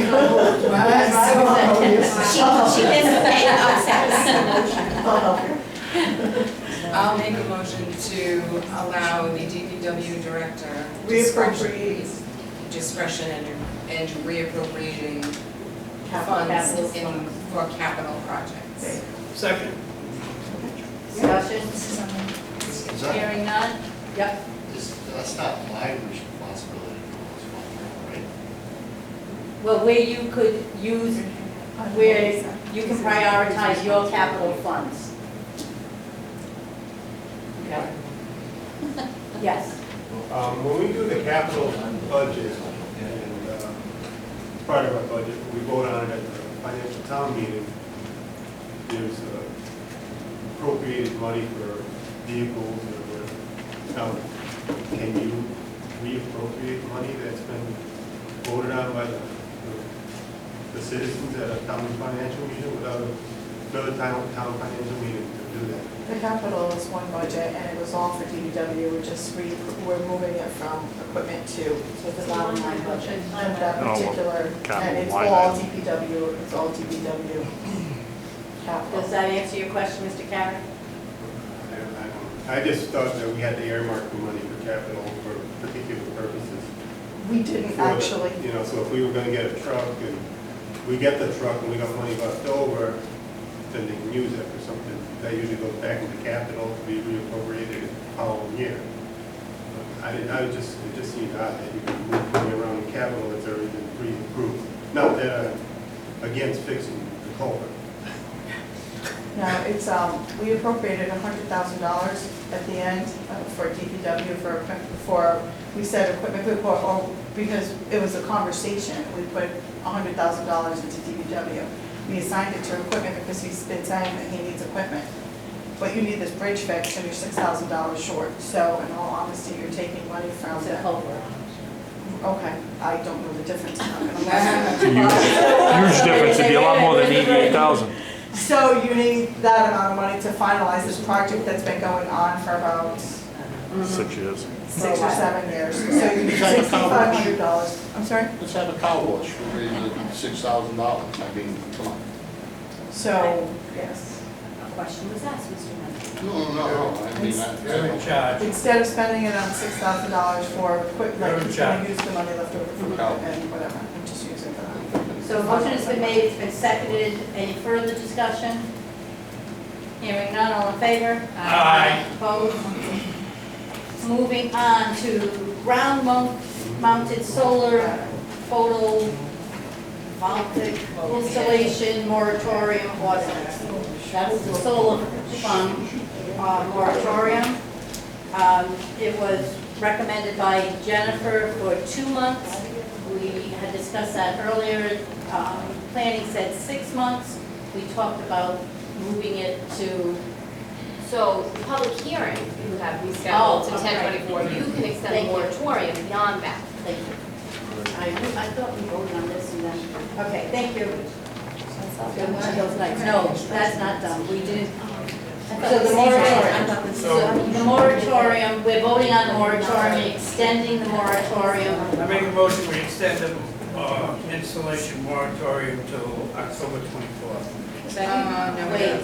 You may want to consider, because October 24th is going to be the public hearing, Right. the continued public hearing. There may be some more comments to be incorporated. Past that. You might want to do it like an additional month, should we need to incorporate some more Well, we can things. do that night. We can, but it's probably easier just to extend it out another month, just in case. You're gonna just change the date to November 30th? Yeah, November If 30th, you whatever did- last year. excuse me, if you did 6 months, and we get it all squared away in a month, you could lift the moratorium. Can we do that? Of course you can. Yeah, it's just, your new solar ordinance would override this, would be effective and you'd rescind this. This is an emergency So I'll ordinance. leave it up to January So 23rd. we, January 23rd. January 23rd? I don't know. November to January. We went from November to January. You said 6 months, right? Oh, no, I was talking about, I was wrong. I was talking about. So that would be the 28th. The 28th. November 28th. November 28th. Let's extend it to November 28th.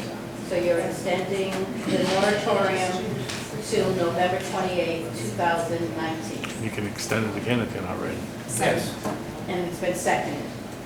Discussion. Chris made the motion. I seconded it. And Cheryl seconded. No, November 28th. November 28th. Any further discussion? Mrs. Ryan? Again, you're running into the holiday problem, particularly if you want input from residents. And also traditionally, you only have one meeting in November.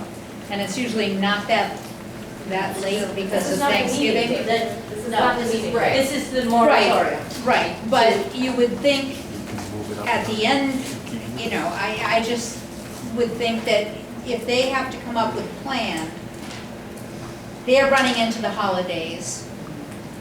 They're running, you know, it's tough to get a whole group together. I mean, it could be, maybe it won't be. Is there a concern? I'll make a motion. I'd like to amend the motion to extend the moratorium to January 31st, 2020. Second.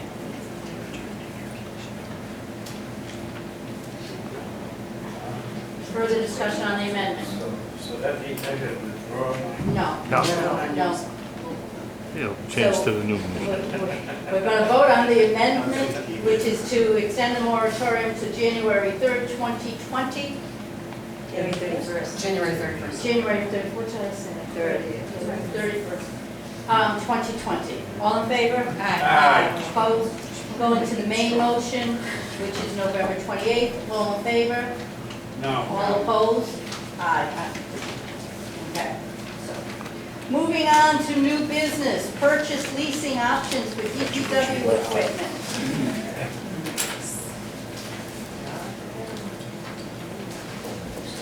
Mr. Moore and Ms. Russ, you had things in the packet for us. Do you want to discuss this?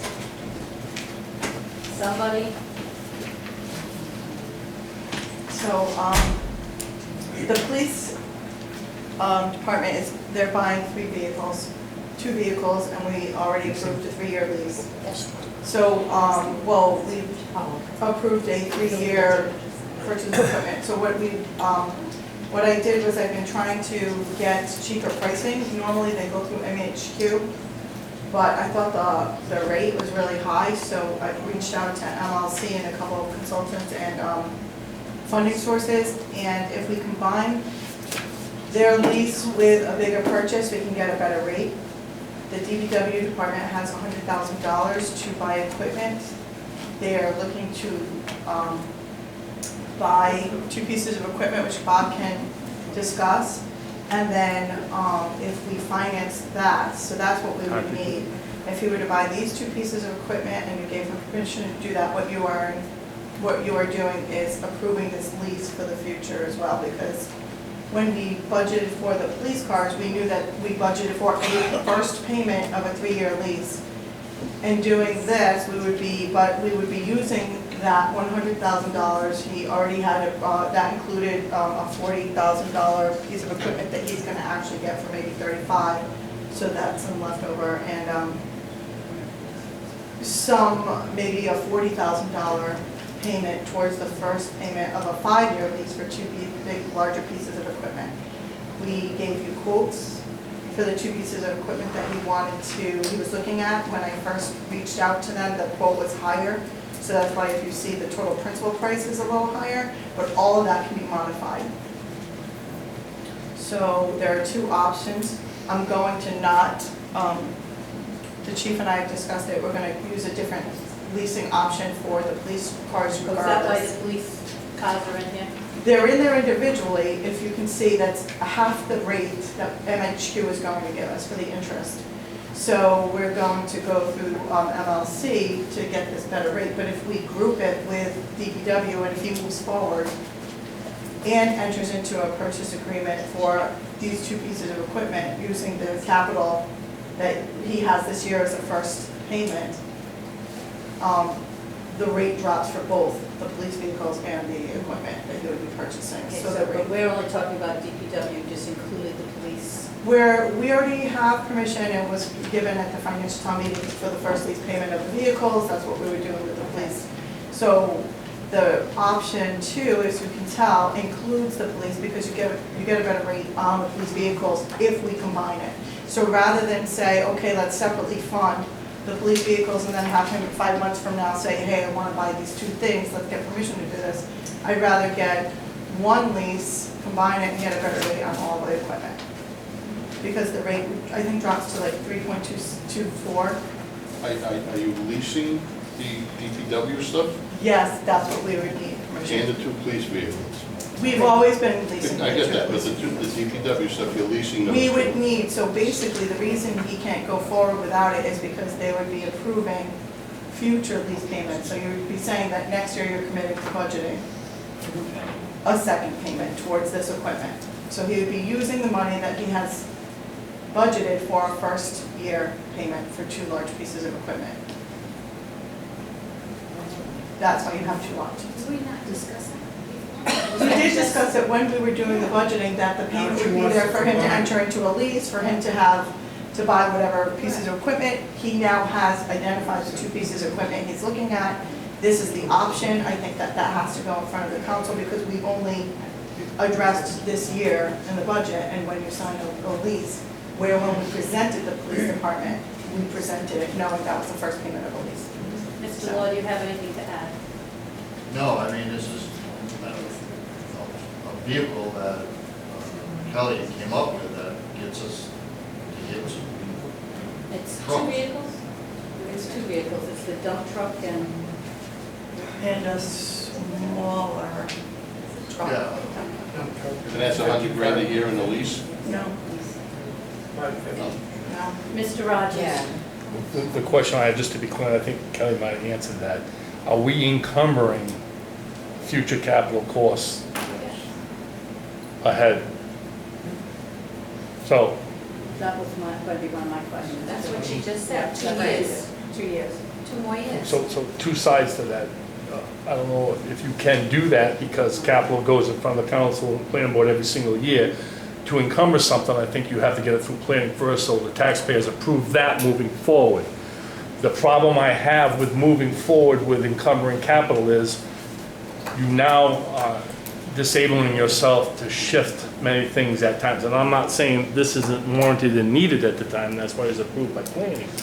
But you get to the point where sometimes if we start encumbering lease purchases on everything from fire trucks to DPW trucks to police cruisers, your built-in budget capital is locked in. There's nothing you can wiggle around out of and move. You can't say, all right, we can run that fire truck for 2 or 3 more years. We haven't put a lot of mileage on it. You're locked in when you start encumbering things. You are taking a bite out of that mobility in your capital, and the other concern is, again, to encumber capital against the taxpayers moving forward ahead. You're putting the horse before the cart, in my opinion. How have we done it with the police cars, Kelly? We Presented as passed leases. capital. Presented. They approved the first payment, and we identified that is the first payment for the lease. So in essence, when you approve that purchase, you're approving the future. I don't recall leases having to be approved at a financial town. Aren't you always encumbering, or you have been, for fire trucks? At the financial. Because they take more than 2 years to pay for. Well, that's what I was just asking about with the police cars. It stated that this is the first payment. But I believe it's mentioned at the financial town meeting specifically, these are 3-year lease cruises that are purchasing with capital. It's stated at. Well, we know that. No, it's stated to the public when they vote on it.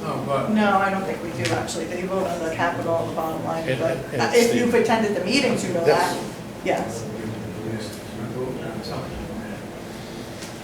So if you look at the option 3, which is the one, option 2, which is the one that I would be pushing for,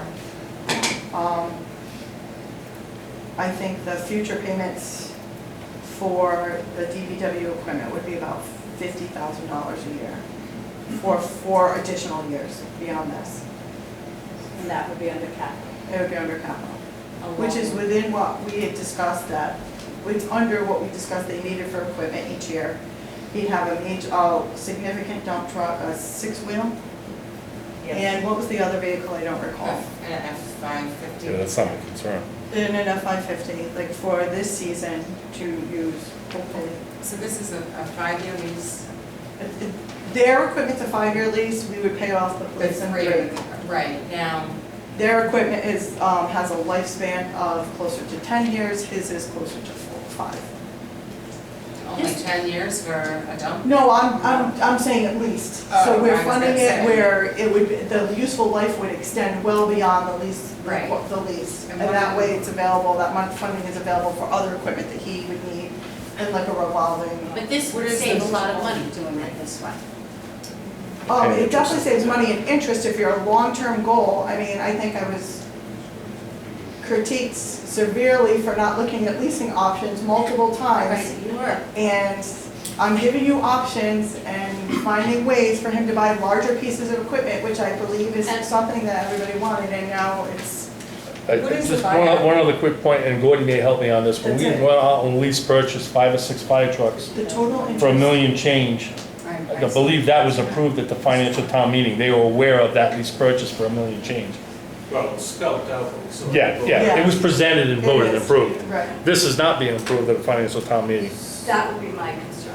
I mean, I think we need it, I think it's a good idea. My concern is we're doing it without. I don't believe leases have to be approved at a financial town meeting. Spending has to. You've already approved $100,000 for the new equipment. How you- How you pay for it and Now you're projecting, But she's not gonna spend $100,000 this year on the 2 pieces of equipment. But you're encumbering Well, something. we would, because he's buying other things. He would spend his full 100,000 this year. The police have 32,000, they would spend the 32. And then going forward, the lease payments would be, Locked in. what they are, right? They're locked in for 4 years. So basically, they're giving them permission to buy this equipment, knowing that they have to fund that equipment next year as well. They're responsible for the budget, it's the same council, they're committing these funds. And when they did put the $100,000 aside, if you recall, it was to look at the first lease. Do you recall this? Yes, I do. When they earmarked the 100,000 to begin with, it was to have funds available for them to be able to lease and purchase equipment. can we take Whichever options, if you recall, do you remember this, when we were talking about the 100,000? It was to look at, when we earmarked the $100,000, the whole discussion was so that that money was there and we would look into leasing, purchasing, whatever works well, best within the budget. That's what it was for, that's what we're using it for. Can I suggest that we move this to the next We have a agenda? financial topic. Joanna Guys, needs to look into Okay. the legality of it. Then we're gonna move forward with separating the police, because their cars are already, locked in. ready to go, and they're waiting for funding So options. then that would change. It changes, the whole yes. process. Kelly, are there dates that these are no longer good, these bids? It's not, I'm not worried about the bid, it's just that he needs funding No, no, for no, I his know police that. vehicles, I know, so I know I'm not that. worried about the bid. Well, yes and no on the bids. The bid that he got for, the six-wheel dump truck was a piggyback of another municipality. They said they would honor it, it was a good rate, they got a really good rate, good pricing, they already got it. They're gonna piggyback on another community, so he's gonna get a six-wheel dump truck. He read the specs, I attached all the specs for you, and it was about $145,000. That's my point. So if you went to buy it today, it's $145,000. So you're getting two for. So he's gonna get that truck and another $75,000 truck For how much a year? for approximately $50,000 for Per year. more years beyond How, this year. Kelly, how long do we have with the police cars? How long of a wait? You were trying to pick them up when? Well, first I have to tow the one cruiser in the Suburban to the MHQ in Marlboro so they can, I saved us $7,000 by reusing the light bars, siren boxes. I have to transport the radios up there, I mean, you know, So I gotta give this guy an answer too, I you think know. his quote was only good for the beginning of September. Correct. So if we held Yeah, a actually, special yeah. meeting, What about the night before the planning board? Which is what? before, so if we have a special meeting on September 4th, just before the planning board meeting, say 6:30, because it's a one item, would that work for everybody? If we table this so we can get an answer. Does that work for you, chief? Is that too late? For some reason, August is sticking in my mind. Because I thought I read September 1st. I mean, or something. worst case scenario, we'll have to go with his rate, the rate that, after we researched, the best rate for him is 374. It's about half the price. MHQ wanted to, through Ford, wanted to give him 7 point something. It was just So unacceptable. September 4th is too late. For, I believe, his police cars, I mean, I think the purchase, Would you be able to get? I don't know what that would do to the rate for the DPW. I was trying to get a better rate. I know what you're trying to do, but you can understand what we're saying too. What are we going to say different that night? What are we doing? Whether we can do this, I would give you, wait, Joanne is gonna give us whether we can do this, because some of us have questions about that. So when would we like to have the special meeting?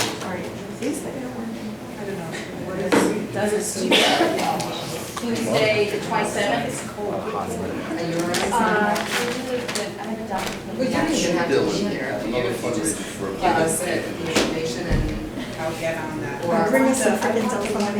Why don't we give you the money right If now? you did, Buy I one for have the next meeting. documented, I made. Well, it's set on 85. Depending on what I'm done with. They got it set at 85. So Wednesday I could be here, but I couldn't give you my opinion. So if you can you give us a decision and then? So what we're going to do is have a meeting on December, oh my God, on August 27th. The solicitor will not be here, but she will give us a decision in writing, so we have that, and we will vote on it at that time. What is a good time to have the meeting? If we have it closer to 5:30, so that the ladies, Mr. Laura, as long as you approve, I don't see Nice a and cool reason for back you to there. be present. Okay, so the 27th, 5:30, does that work? It's Tuesday. Yes. I'm good. If I can be here, I will. If not, I'm good. I'll be here. Sue, will you have time to post that? Can you post that, Sue? Today. Today's Thursday, so you Oh, I'll have to. post it, yeah, I'll post it. Okay, thank you. It's the only one item, that item that's there. You got, but it's gotta be posted tomorrow. Right. Yeah, I can post it when I get back. Okay, so it's just that one, number one under new business. And we said And if 5:30. you have any questions about it, call me. So 5:30 is good? Yeah. Is there a motion to table this until the special meeting, I make a motion, we table this till special meeting. August 27th at 5:30? Yeah, that's it. Second. Thank you. Further discussion? Hearing none, all in favor? Aye. Opposed? Thank you. Moving on. Thank you, Mr. Law. We have policies and procedures, town and personal vehicle use. This is a result of a letter that was written to give to, what's the matter? She's saying I'm on, but I don't know what's on. We had we're using town vehicles versus personal vehicles. We had discussed this previously. We had said that we prefer that staff use the town vehicles rather than their personal vehicles, just for their own protection and for our protection. Mr. Torgy was writing a letter. Joanna has a copy. Did you get a copy of the letter? I have a copy of the letter. The trust had sent a response via email yesterday, and when I called to follow up, today they are having a company outing and no one is available. The entire company is at this outing. And the response came yesterday. So it does indicate that they want people to contact their insurance companies, that people need to understand the risks, that if they're driving their own vehicle, doing something under the guise of their employment, most insurance policies have a business exception, meaning that your insurance is not going to cover you, but more importantly, the person that you hit. The trust seems to indicate that as far as property damage, if a town employee is driving their personal vehicle, well, first, the trust preference is that if you're doing town business, you drive a town car, not your own car. If you do drive your own car, they want you to put your own insurance company on notice. They want you to have comparable coverage of at least 100, 300. In Rhode Island, that's 100 per person, 300 per accident.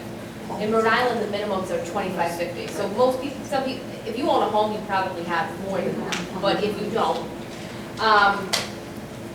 they say for auto damage to, let's say, the actual employee's vehicle, they will not cover it. So if the employee does not have collision coverage, the car's not getting covered unless the other person is at fault. I mean, there's a lot of intricacies here, but the other issue is that the trust says that in most instances there'll be excess coverage, meaning that they will come in after the person's personal auto policy. But if the person's personal auto policy does not pay, then that means that somebody is suing the town. And so if you have a number of claims, your insurance could go up. I would like to talk to this gentleman in more detail about whether or not they're always going to step in, and what happens if the person does not have the 100, 300 that they're asking for, just to clarify. But I do think that the letter that Mark wrote probably should, a version of that needs to go to people so that they will call their insurance companies, they get a determination and they sign off that they understand the risks. But if the trust is not going to be covering certain things, you may have to require people to drive the town vehicles. I just want to clarify from him. And I think one of the questions was if people go to seminars from their home, and I thought we discussed that last time, that was I think acceptable. that's, yeah. That we said that if you're going from your home, it doesn't make sense to drive from North Kingston to Foster to go down to URI. Does it make sense that you can do that, but you can't do it from here? That doesn't make sense to me. Well- We use our vehicles, personal vehicles in my office all the time. But do you have vehicles that they have available for you? Do you have time? And that's Yeah, why, that's, So what if you didn't have a vehicle here? I think that would be, if there was no vehicle available to you. So then you would all- the person's insurance would cover it? You'd have to call your insurance company and let them know that you are. We don't, we just Just, So I think this is getting a little tricky. But you need more policy, very We're well. asking them to do this, and sometimes they don't have a car. I mean, we've had employees, and honestly, I rarely use a town car, but I rarely, go to meetings. It's not that frequent. But I've had complaints that somebody was driving to the state of Rhode Island in the rain and the windshield wiper fell off. If they don't feel comfortable in the car, then, so we're gonna get into the situation where we need to either upgrade the cars, or because we're the leftovers, so We we'll have understood to that, discuss but we that. also have to think about what is gonna be insured and what isn't, protecting the town.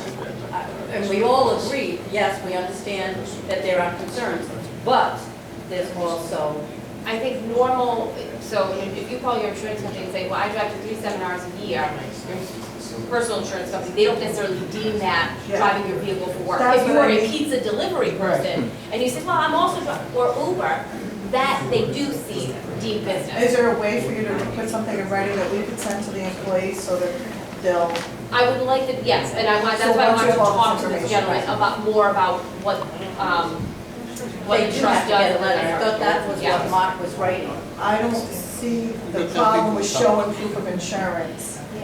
I don't know about the 100 to 300, I do know that I have that, but that's not. I I'm wanna not make talking sure about that, so this. that's what I'm I raising the recommend. policy. So let's table this until we get all the information, and we will hold it on the September 12th meeting. I make a motion, we suspend this until September 12th. Is there a second? Second. Discussion, hearing none, all in favor? Oh, I'm sorry. You've been up for 5 minutes, sorry. You needed the exercise. You know what happened? It was behind Anthony's head. No, I was above. I'm sorry, Patty, but The other thing you have to realize is a lot of times the building inspector has the car, and I need to go out on the road, and I and can't. that's one of the questions Joanna's gonna ask. Right. So what's gonna We happen got it. is, he We know doesn't there's come an back issue. sometimes till 2. I'm not going on the road at 2 o'clock with all the buses and We just, everything else. we need to get an answer. And we do have multiple That's it. cars, we'll just have to make sure that we're trying to fine tune it so that everybody just relaxes. Okay. And yes. Yes. Marilyn Flanders, I'm just curious, if someone's using their personal car for town business, do they get mileage? You don't? They should. I hope so. They should. I work for the city, They're eligible for if it. we use our personal. I mean, I- we can. I don't. It was in the, well, I'm just saying. time, but I didn't. A prior council member made a really big deal out of it, and they took it out at that point in time. And It then should we be do in it the for some right of them already. So then maybe that's. I mean, it's state law usually, I mean, I work for the state when we have a job. For once, it was a Something huge. to consider. Yeah, Thank you. but I didn't think we had this much insurance. Your name again, please? Marilyn Flanders. Marilyn Flanders. Thank you, Marilyn. Moving on. I've known Marilyn for Route 20 years. 6 workshop, discussion action. I have been thinking about this, I discussed it with a few people. What I would like to see, and I want feedback, it's a bad idea, it's a good idea, it's a idea. What I would like to do is have the possibility of having a workshop to discuss Route 6. We've done some of that prior in our executive session to include, members I think should be included in this workshop would be town council, building and zoning official, the zoning board, the planning board, the town planner, the economic development committee, businesses and residents that are currently on Route 6. What I would like to have a discussion about is what can be done to improve conditions. Is there something that can be worked out between businesses in the town? We talked about that earlier, et cetera. Feedback. What do you think? Bad idea, good idea, put it aside for a while? Table It's an idea. Okay. Yes, Brad. I think it's a good idea, but I'm going to tell you something. I've been hearing this since 1982. And every time I get to we get together, I tell you people what, you guys don't know half the stuff that needs to be known. Well, that's why I think. Right, but that's what I'm getting at. So I come to a meeting, and what it's to do, it's way off track. And I've been asked to go to these meetings since 1982. And it I goes would nowhere. agree with you on that, it goes all It goes nowhere. I know you guys think I'm stupid, but I'm No, not. I don't. No, smart enough to be on the zoning. That's not. You know what I mean? I understand, it's okay. It's all right, I don't need to be on it. Okay, that's not. But the point is, you guys don't know what needs to be done. I don't care who it is here. I know more about Route 6 than anybody in this friggin' town. I'm sure you do.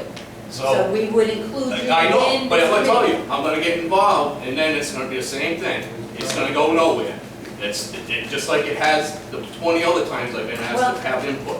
Can I say that this is a new council and that there Yeah, are but different people it seems sitting? that everything seems to be the same. The more things change, the more they stay the same. So you're saying it's a no-go? No, I think it's a good idea. I don't want to be part of it. You don't want to be a part of it, but you can. Yeah, I can't be on the zoning board because apparently I'm not smart enough to be there full time. So. You are now by People default. say they know what the zoning board means, right? Mrs. Reiner, I think that when you have many groups without defined leaders, if you want to put it that way, it's too many cooks in the kitchen. And it does just go everywhere, and it generates into nothingness. I think you have to have a specific purpose, like instead of what can you do I think there should to be an improve agenda. Route 6, yeah. A It workshop, should be, one specific thing about improving Route 6, abandoned houses or something, And then, because if you open it up, people are people, it just keeps, And then that's what happens. So, excuse me, so what does the planning board do? If these fences are the 10-foot tall, you know? No, but, I mean, you wanna have like another committee, another workshop, No, so what's the planning board do? Why don't people attend the planning board and speak up at the planning board with their ideas and so forth and so on? But Anthony, is that happening again? It's not promoted like that, but we Is could that promote it happening? like Does it that. happen? Instead of having an Oh, is it additional happening? No, week nobody night, shows up. You take get it out. insulted. only I think that's a good idea. I think if we want to promote. I said it was an idea, I didn't say it was a good idea or a bad idea. It's an idea. But you cannot insult the public. The boards can't insult the people in the audience, and that happens too often. Well, I just wanted to throw it out there, as you said, I've lived here for 35 years. Route 6 has been Route 6 for my 35 years. And mine. And I've heard it's gonna Yeah, change. thank God, once it gets cleaned up, I'm sure Microsoft is gonna be moving in town, because I know big business is coming, as soon as we get rid of the dirt roads. I know it's And you coming. want them on the zoning board. So, I just wanted to throw it out there. I do think that if we do it, we need to have residents, not just business, because I think residents have Be a council workshop.